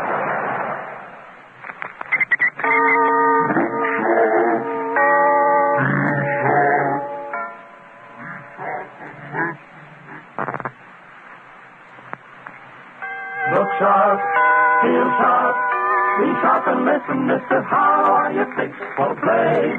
Do you have plenty? How are you fixed for play? You better check. Please make sure you have enough. Cause a worn-out blade makes shaving mighty tough. How are you fixed for blades? Better look, Gillette good blades we need. It's to the top of the 9th inning, and the first man up for the Giants will be Alvin Dark. We'll have Mueller and then Mays following in that order. Well, just a minute ago, we were talking with Jimmy Dudley, and we were asking some questions about what he could expect in the last portion of the ball game. Did he expect fireworks? And what did Jimmy Dudley tell us? Well, Big Al, I thought you had it there for a while. Those fireworks were in the making, but all of a sudden that Antonelli came on. And you know something? He did today just what he did the other day. Against the Indians, he had 2 men to stop in the lineup. Those two men were Doby and Wirtz, the two tough, long ball hitting left-handers. And he turned in the trick again today. And yet, as so many people have said all over the world, they're probably still saying it, a ball game is never over until the last man is out. And there's 3 more outs to go for both teams. Well, that's right, Jim. And the Giants are sending up now in the 9th inning Alvin Dark, Don Mueller, and Willie Mays, and if anyone else is needed, Thompson. Alvin Dark has had 2 for 4 here this afternoon, 2 singles to left field, and he's facing Mike Garcia. Yesterday he got a single off Mike in the 3rd inning, hit the left center field. Hit 1 for 2 off Mike yesterday.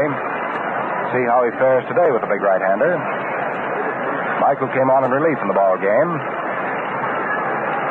Comes down with the first pitch, and it's swung on. There's a line drive into center field. Good for a base hit. Oh, Dark is on. This is Alvin Dark's 16th World Series game, as Jimmy Dudley has already told you. By the way, talking about World Series games, a guy we all know pretty well, Joe DiMaggio, appeared in 51 World Series games. That's an all-time record. That even tops the great Babe Ruth by 10 games and Lou Gehrig by 17. Mike Garcia pitching now to Don Mueller, who squares off, bunts the ball back to the mound. Garcia has it, flips it over to Bobby Avila, the second baseman covering it first. And Dark has been sacrificed on down. So we have 1 Giant out here in the 9th inning. They're playing for an insurance run.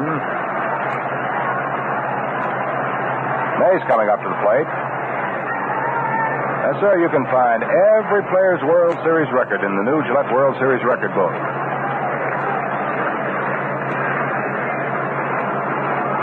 Willie Mays moving in. He has 1 hit in 3 times, a double. Swings on this pitch and hits a 1-hopper to Bobby Avila. The play goes over to first base to Vic Wirtz as Alvin Dark moves on over to third. So we have the second out here. Inning number 9. Giants up at bat. Hank Thompson coming up to the plate.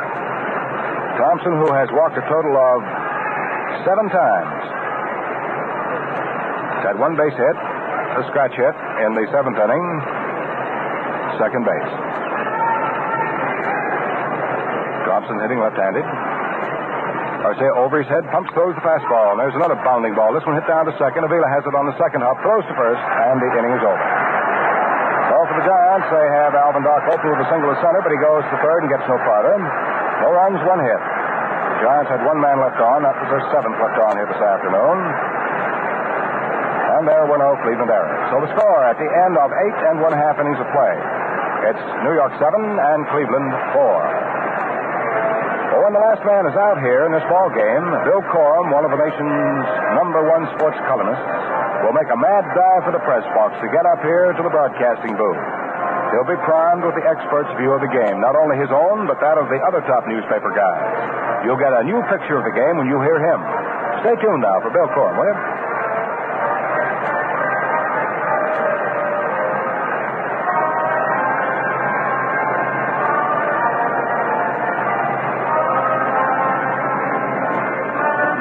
Half of inning number 9. Johnny Antonelli comes out. Just a little note we'd like to pass on to you. The most men left on bases, the record that is, in World Series play for a 4-game series, 64 men left on by both teams. That was the Yankees and the Cubs in 1932. And these 2 teams here playing in this World Series have already tied that one. The last half of the 9th inning, Sam Denty is going to be the first man up for Cleveland. They have 4 runs on 6 base hits and 2 errors. 4-6-2 for Cleveland. Let's see, they've left 1, 2, 3, 4, 5 men so far. 5 men have been left on. The Giants have stranded 7. First pitch by Johnny Antonelli to Sam Denty. It's a fastball. It's outside for ball 1. 7 runs, 10 hits, 3 errors for New York. 7 left. Next pitch by Antonelli is another fastball. It's high for ball 2, and Denty's count now is 2 balls, no strikes. Last half of the 9th inning. Denty, Hegan, and probably a pinch batter for Garcia.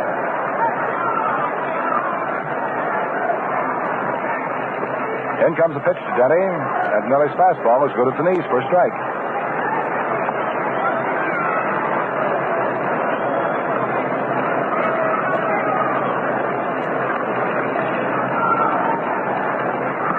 Miller tries again, and Denny strides into a let-up fastball.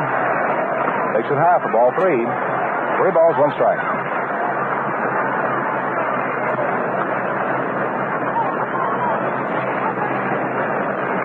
Wes Western takes his sign from the dugout, relays it on out to Antonelli.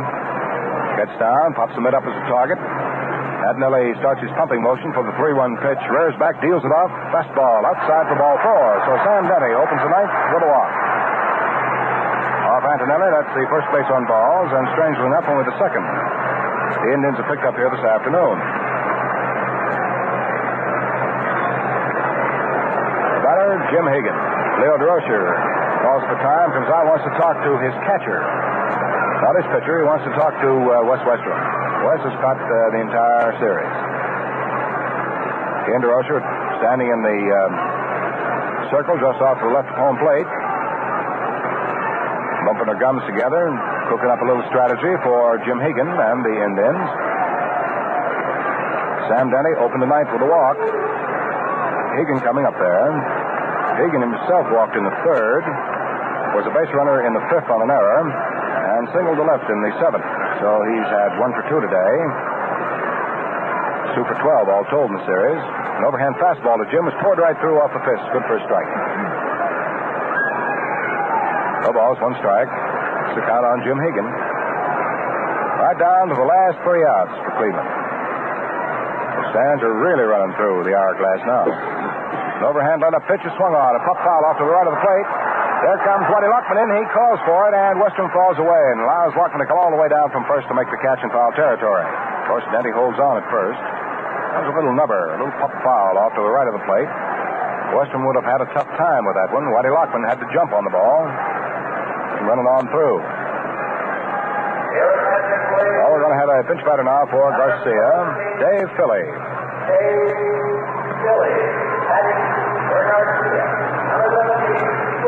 Pinch hitter Dave Philly. He's a switcher. Batting here in the 9th inning for Mike Garcia. 1 out, 1 on. Score 7-4 in favor of the New York Giants. They have 7 runs on 10 hits, 3 errors. The Indians 4 runs, 6 hits. They have 2 errors. Giants trying to sweep it in 4. Memory serves me rightly, Mr. Corum told us before this series started to look out for something like this. There's a fastball. Fired to Philly, hitting right-handed, and he swings on it, doesn't get it.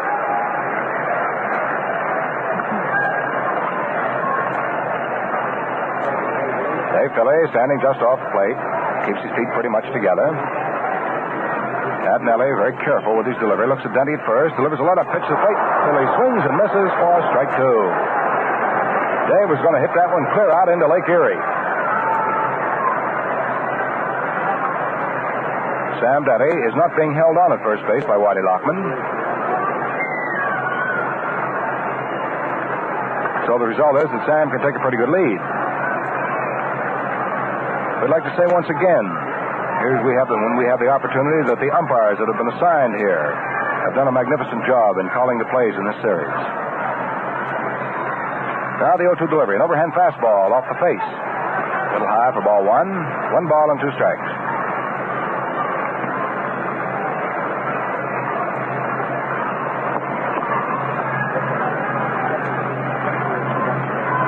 We're set.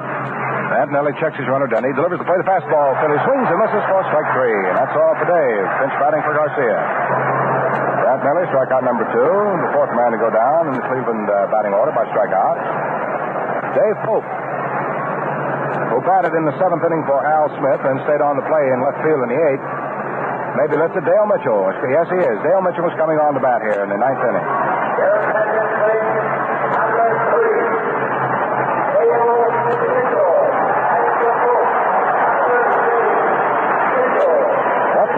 Dale Mitchell comes on to bat for Pope, who batted for Smith in the 7th. The attendance, as we told you here, 78,102 is boosted the total. The broadband to 161,507. A passes record established in 1927. That record then was 201,705 between Pittsburgh and the New York Yankees back in 1927. Now, Antonelli to pitch to Dale Mitchell. He swings on the first pitch to Dale and punches it foul. Right off to the left of our broadcasting booth, right up over our Gillette microphone. No balls, one strike on Dale Mitchell. Last half of the ninth inning. 1 on, 2 out. So it's come right down to the last out. 1954 World Series drawing rapidly to a conclusion. Right here at Municipal Stadium in Cleveland. Antonelli set. Brothers, a curve taken by Mitchell over for a strike. That's the second one. That was a great big jug handle curve. Mitchell fell away from it and it slipped right over. Well, one of the nice guys in business out of Oklahoma City. Standing in. Ready for the 0-2 pitch. Dendy leads away from first. 7-4 score Giants. Antonelli pitches high and on the inside. The count is 1 ball, 2 strikes. Mitchell batting for Pope. Antonelli trying to close it out and pick the win up for Liddle. If it should end this way, Lemon will be charged with his second loss of the 54 series. Lemon, Newhouser, Narleski, Martin, Garcia have all worked. Tight on curveball is swung on and popped down the third baseline. Hank Thompson comes over in foul territory, grabs the ball, and the Giants are the world champions of 1954. That's it. It's all over. Johnny Antonelli does it. And boy, are they mobbing West Western and Johnny Antonelli right now. Well, the final score, the New York Giants, 7 runs, 10 hits, 3 errors. The Cleveland Indians, 4 runs, 6 hits, 2 errors. The winning pitcher is Don Liddle. The losing pitcher is Bob Lemon. Now, in just a moment, Bill Corum will review the highlights of today's game for you.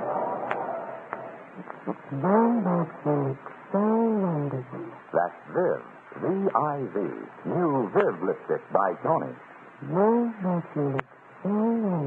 Yes, because Viv is a new kind of lipstick. Never before a lipstick so red. No, never before a lipstick so red. In 6 vivid red shades, from pink to plum. One shade is redder than a fire engine. Another is redder than a rose. Each new shade is more vivid than reds have ever been before, because they have a new depth of color. Viv makes you look so wonderful. It makes you look and feel so vividly alive. Viv makes you look so wonderful. Viv stays on, yet keeps your lips soft, moist, and smooth, because Viv is the comfortable, long-lasting lipstick. See what Viv, the really vivid lipstick, can do for you. Viv makes you look so wonderful. Viv, new Viv lipstick by Tony. Well, the Giants did it with a flourish, didn't they?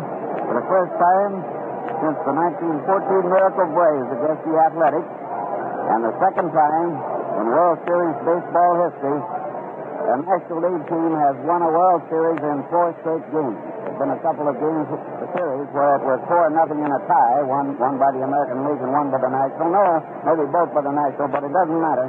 This is the second team ever to sweep 4, and that was way back in 1914 when the Braves did it.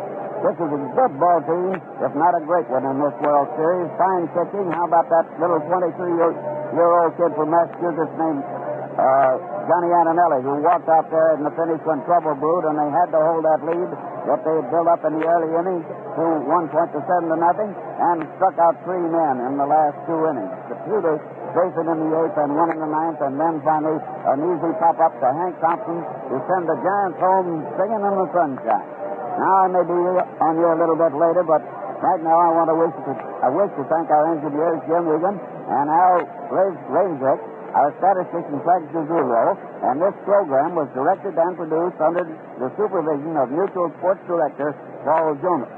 This broadcast is authorized under broadcasting rights granted by the Commissioner of Baseball solely for the entertainment of our listening audience, and any publication, rebroadcast, or other use of the descriptions and accounts of this game without the express consent of the Commissioners is prohibited.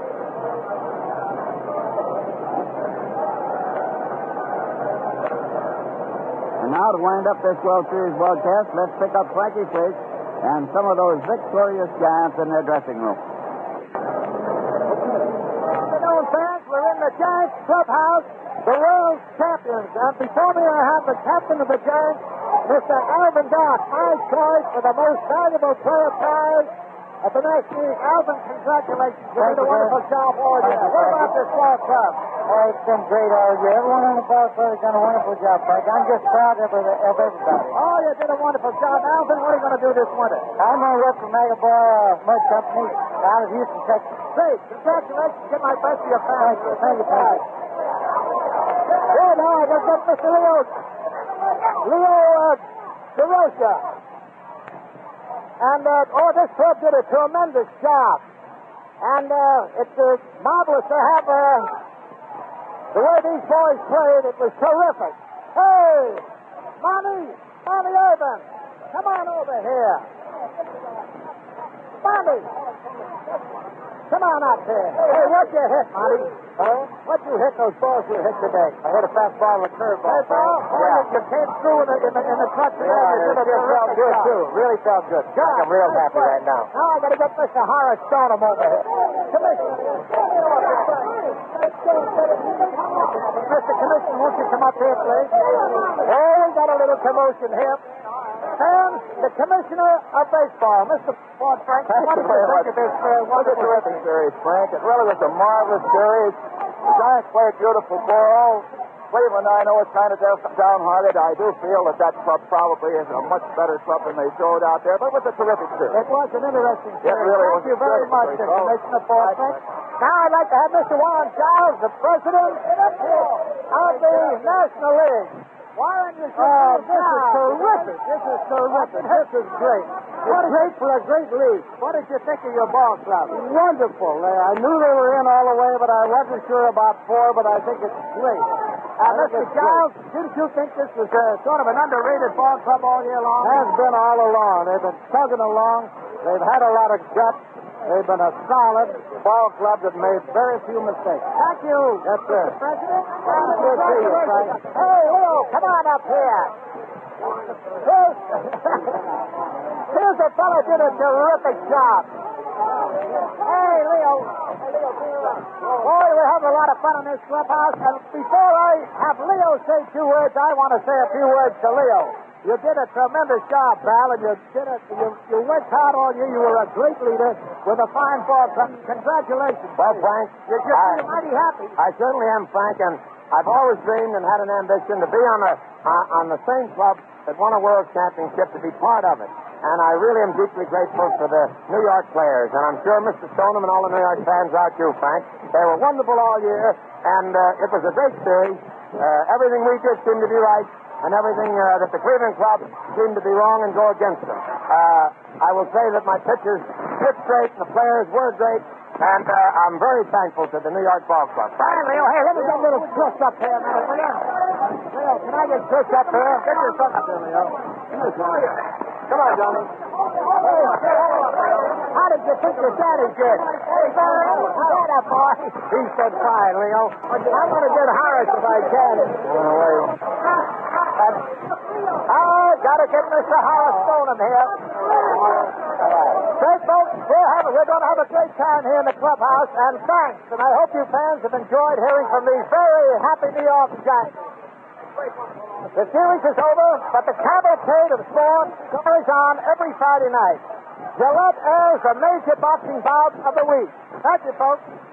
Trying to tune in and enjoy the fun. This is the old flash saying smooth sailing, smooth skating, and good afternoon from your host, the Gillette Safety Razor Company. Be sure to stay tuned for the All-State Roundup with Bill Stern, Marty Marion, and Pete Tibbetts, which follows in a few moments. Then, 15 minutes from now, you'll hear the Camel football lineup and Mutual's broadcast of the Gridiron Game of the Week, Purdue versus Notre Dame.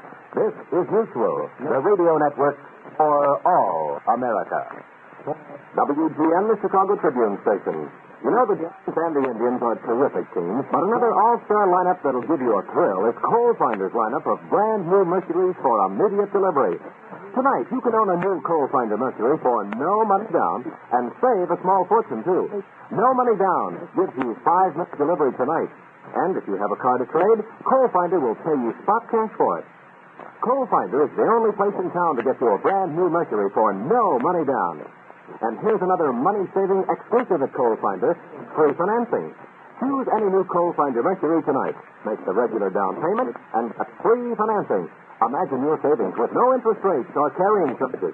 Only Chicago's biggest and busiest nursery dealer could do it. Remember, no money down. Free financing are offered to you only by Coal Finder, 2700 North Cicero Avenue, near Diversey. Coal Finder is open tonight and every night until midnight.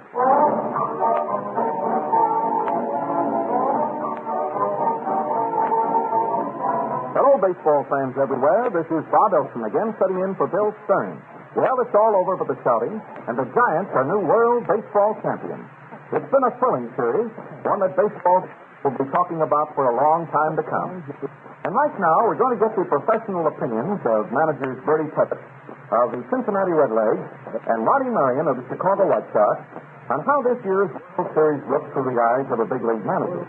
Your host, as always, is your friend and neighbor, your Allstate Insurance Company agent. I'll have more to say about him later when I tell you why he's one of the nation's most successful insurance men and a mighty good man to know and do business with. And why Bill Stern always says you're in good hands with your Allstate Insurance Company. But right now, let's join Bertie and Marty for a final review of the 1954 World Series as these two big league managers saw it. First, we want to send our good wishes and congratulations to Manager DeRocher and the New York Giants. And we've heard the jubilation in the Giants clubhouse. Bertie, I'm wondering, and perhaps the fans are too, what the feeling must be like in the clubhouse of a loser that has just lost the World Series in 4 straight games. Well, I went through that in 1940. We didn't lose in 4 straight games, but it's just a feeling of loneliness and frustration and the feeling that you'll do it next year. It's just something that's indescribable. It's a great letdown because the World Series is a great thrill. Marty, have you expressed that? Have you been on the losing team in the World Series? Yes, Bob, one time back in 1943 when the Yankees beat us. That was the only time. But it's just like Billy says, it's a great letdown. Everybody's shaking hands with everybody and says, hello, boys, and goodbye this way, and I'll see you next spring. That's about it. Well, that's one thing about baseball, any sport. It's part of a game. There has to be a winner and there has to be a loser. And to be a gracious loser is just as important as winning, as long as you're going to have to lose. Now, the Giants really won this series, and they won it emphatically. Bertie, what did you think of the game today? Well, I thought it was quite a ball game from the point of view of excitement, and as I have said all the way along the line, Giant pitching staff will grind it out. They've got the starters. If they don't have the starters, they have the relievers. They still had Grissom left in that bullpen, Bob.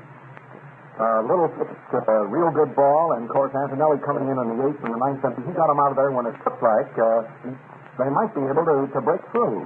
He did a great job. He just did the kind of a job he's been doing all year. Well, today, it was score 7-0. Cleveland coming back and trying to make a big game. It's certainly a little excitement to the series.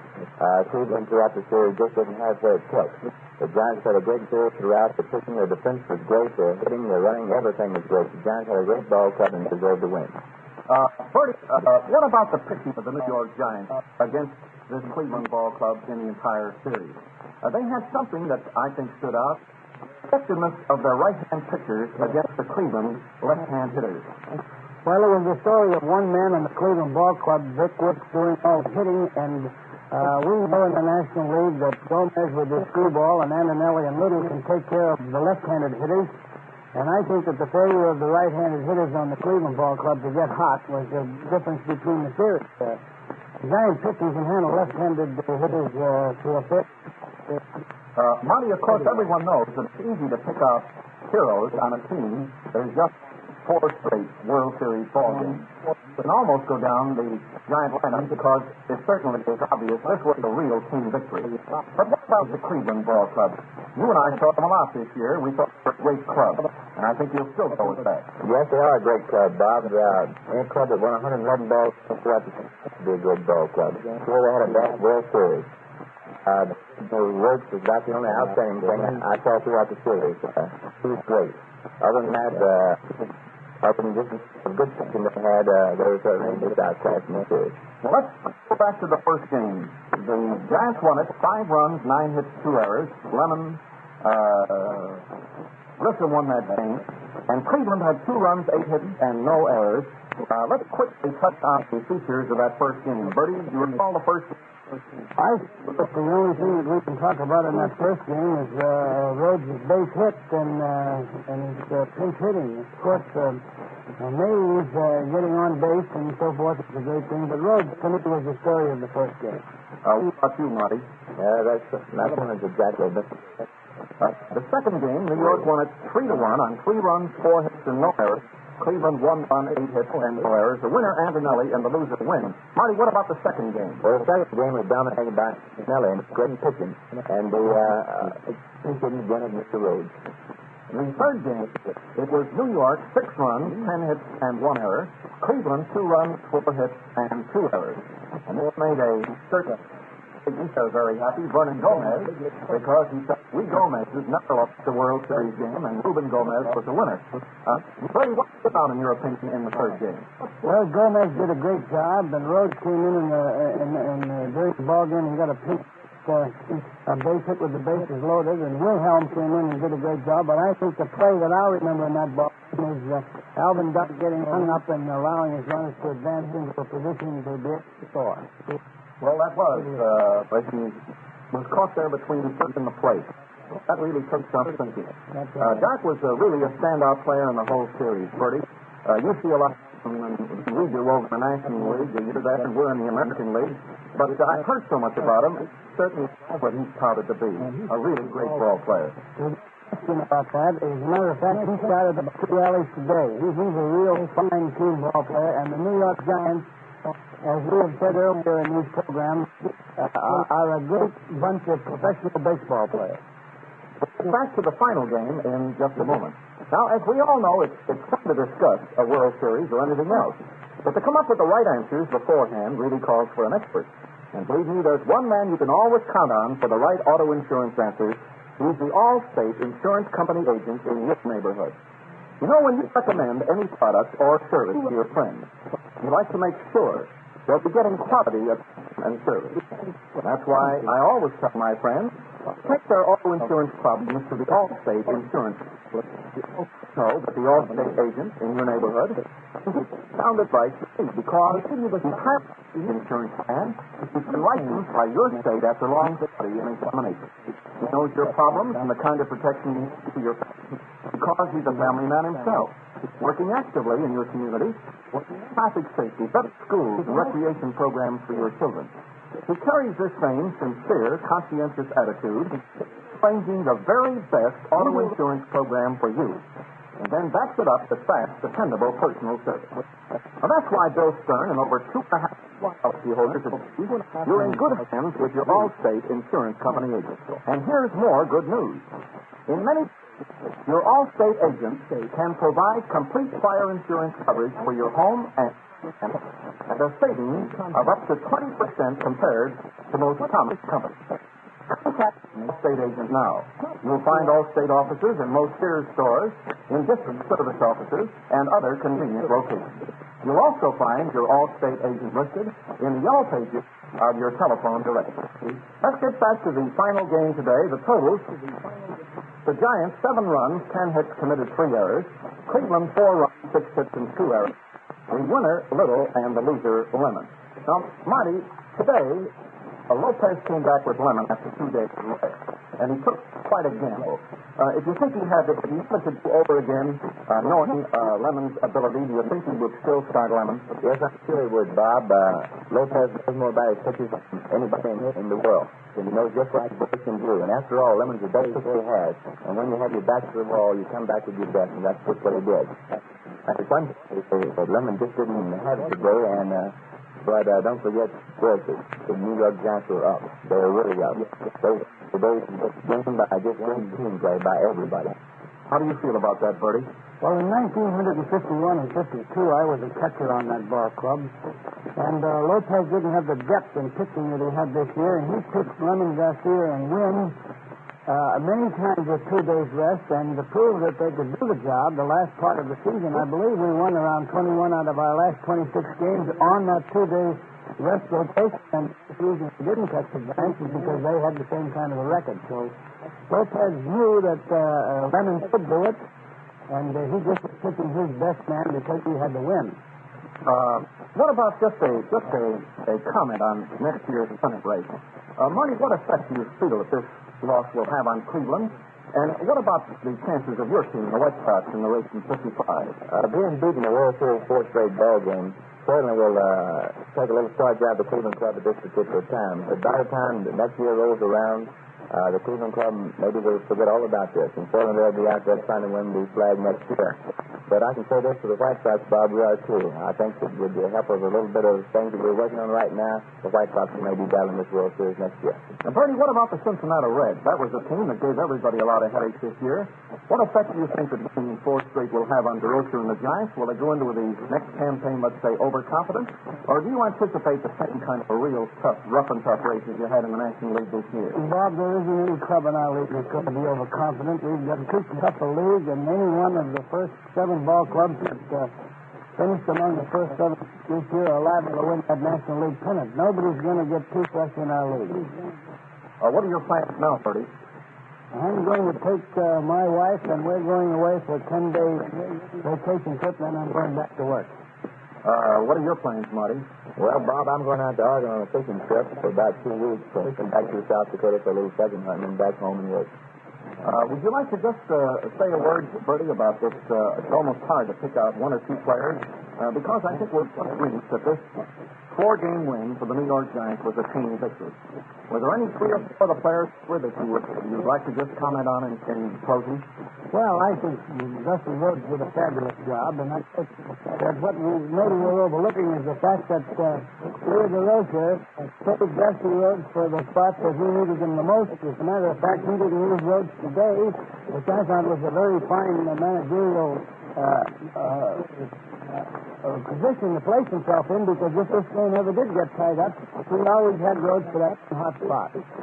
What about Cleveland, just in closing, Marty? Back there, you were sure loyal to them. Yes, I was, but I thought they could win. Bob, that's the only bright spot that Cleveland had throughout the entire series was Rhodes at first base. He did a terrific job, especially with his big bat. I'm sure that Lopez did the best that he could. The boys did up to this. Well, thank you both very, very much.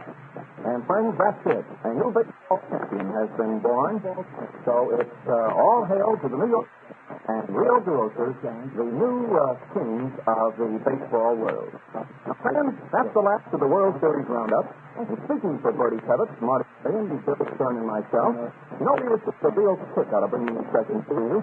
As you can certainly hope we've made this year's World Series a bit more enjoyable for you. Now, many thanks to our hosts, the over 2,000 all-state insurance company agents throughout the United States and Canada. Once again, I want to recommend that before you buy or renew auto insurance, you see the Allstate Insurance Company agents in the neighborhood. He's a mighty good man to know, and business with. I think he'll give you the helpful, personal, around-the-clock insurance service that you want. Believe me, it's a real privilege for me to tell you about this outstanding insurance man and community leader. I'm very glad to join my good friend Bill Stern and the over 2.5 million policyholders who say you are in hand with your Allstate Insurance Company agent. Friends, my name is Bob Oaken. It's been a real pleasure for Bill Stern on today's Allstate Show.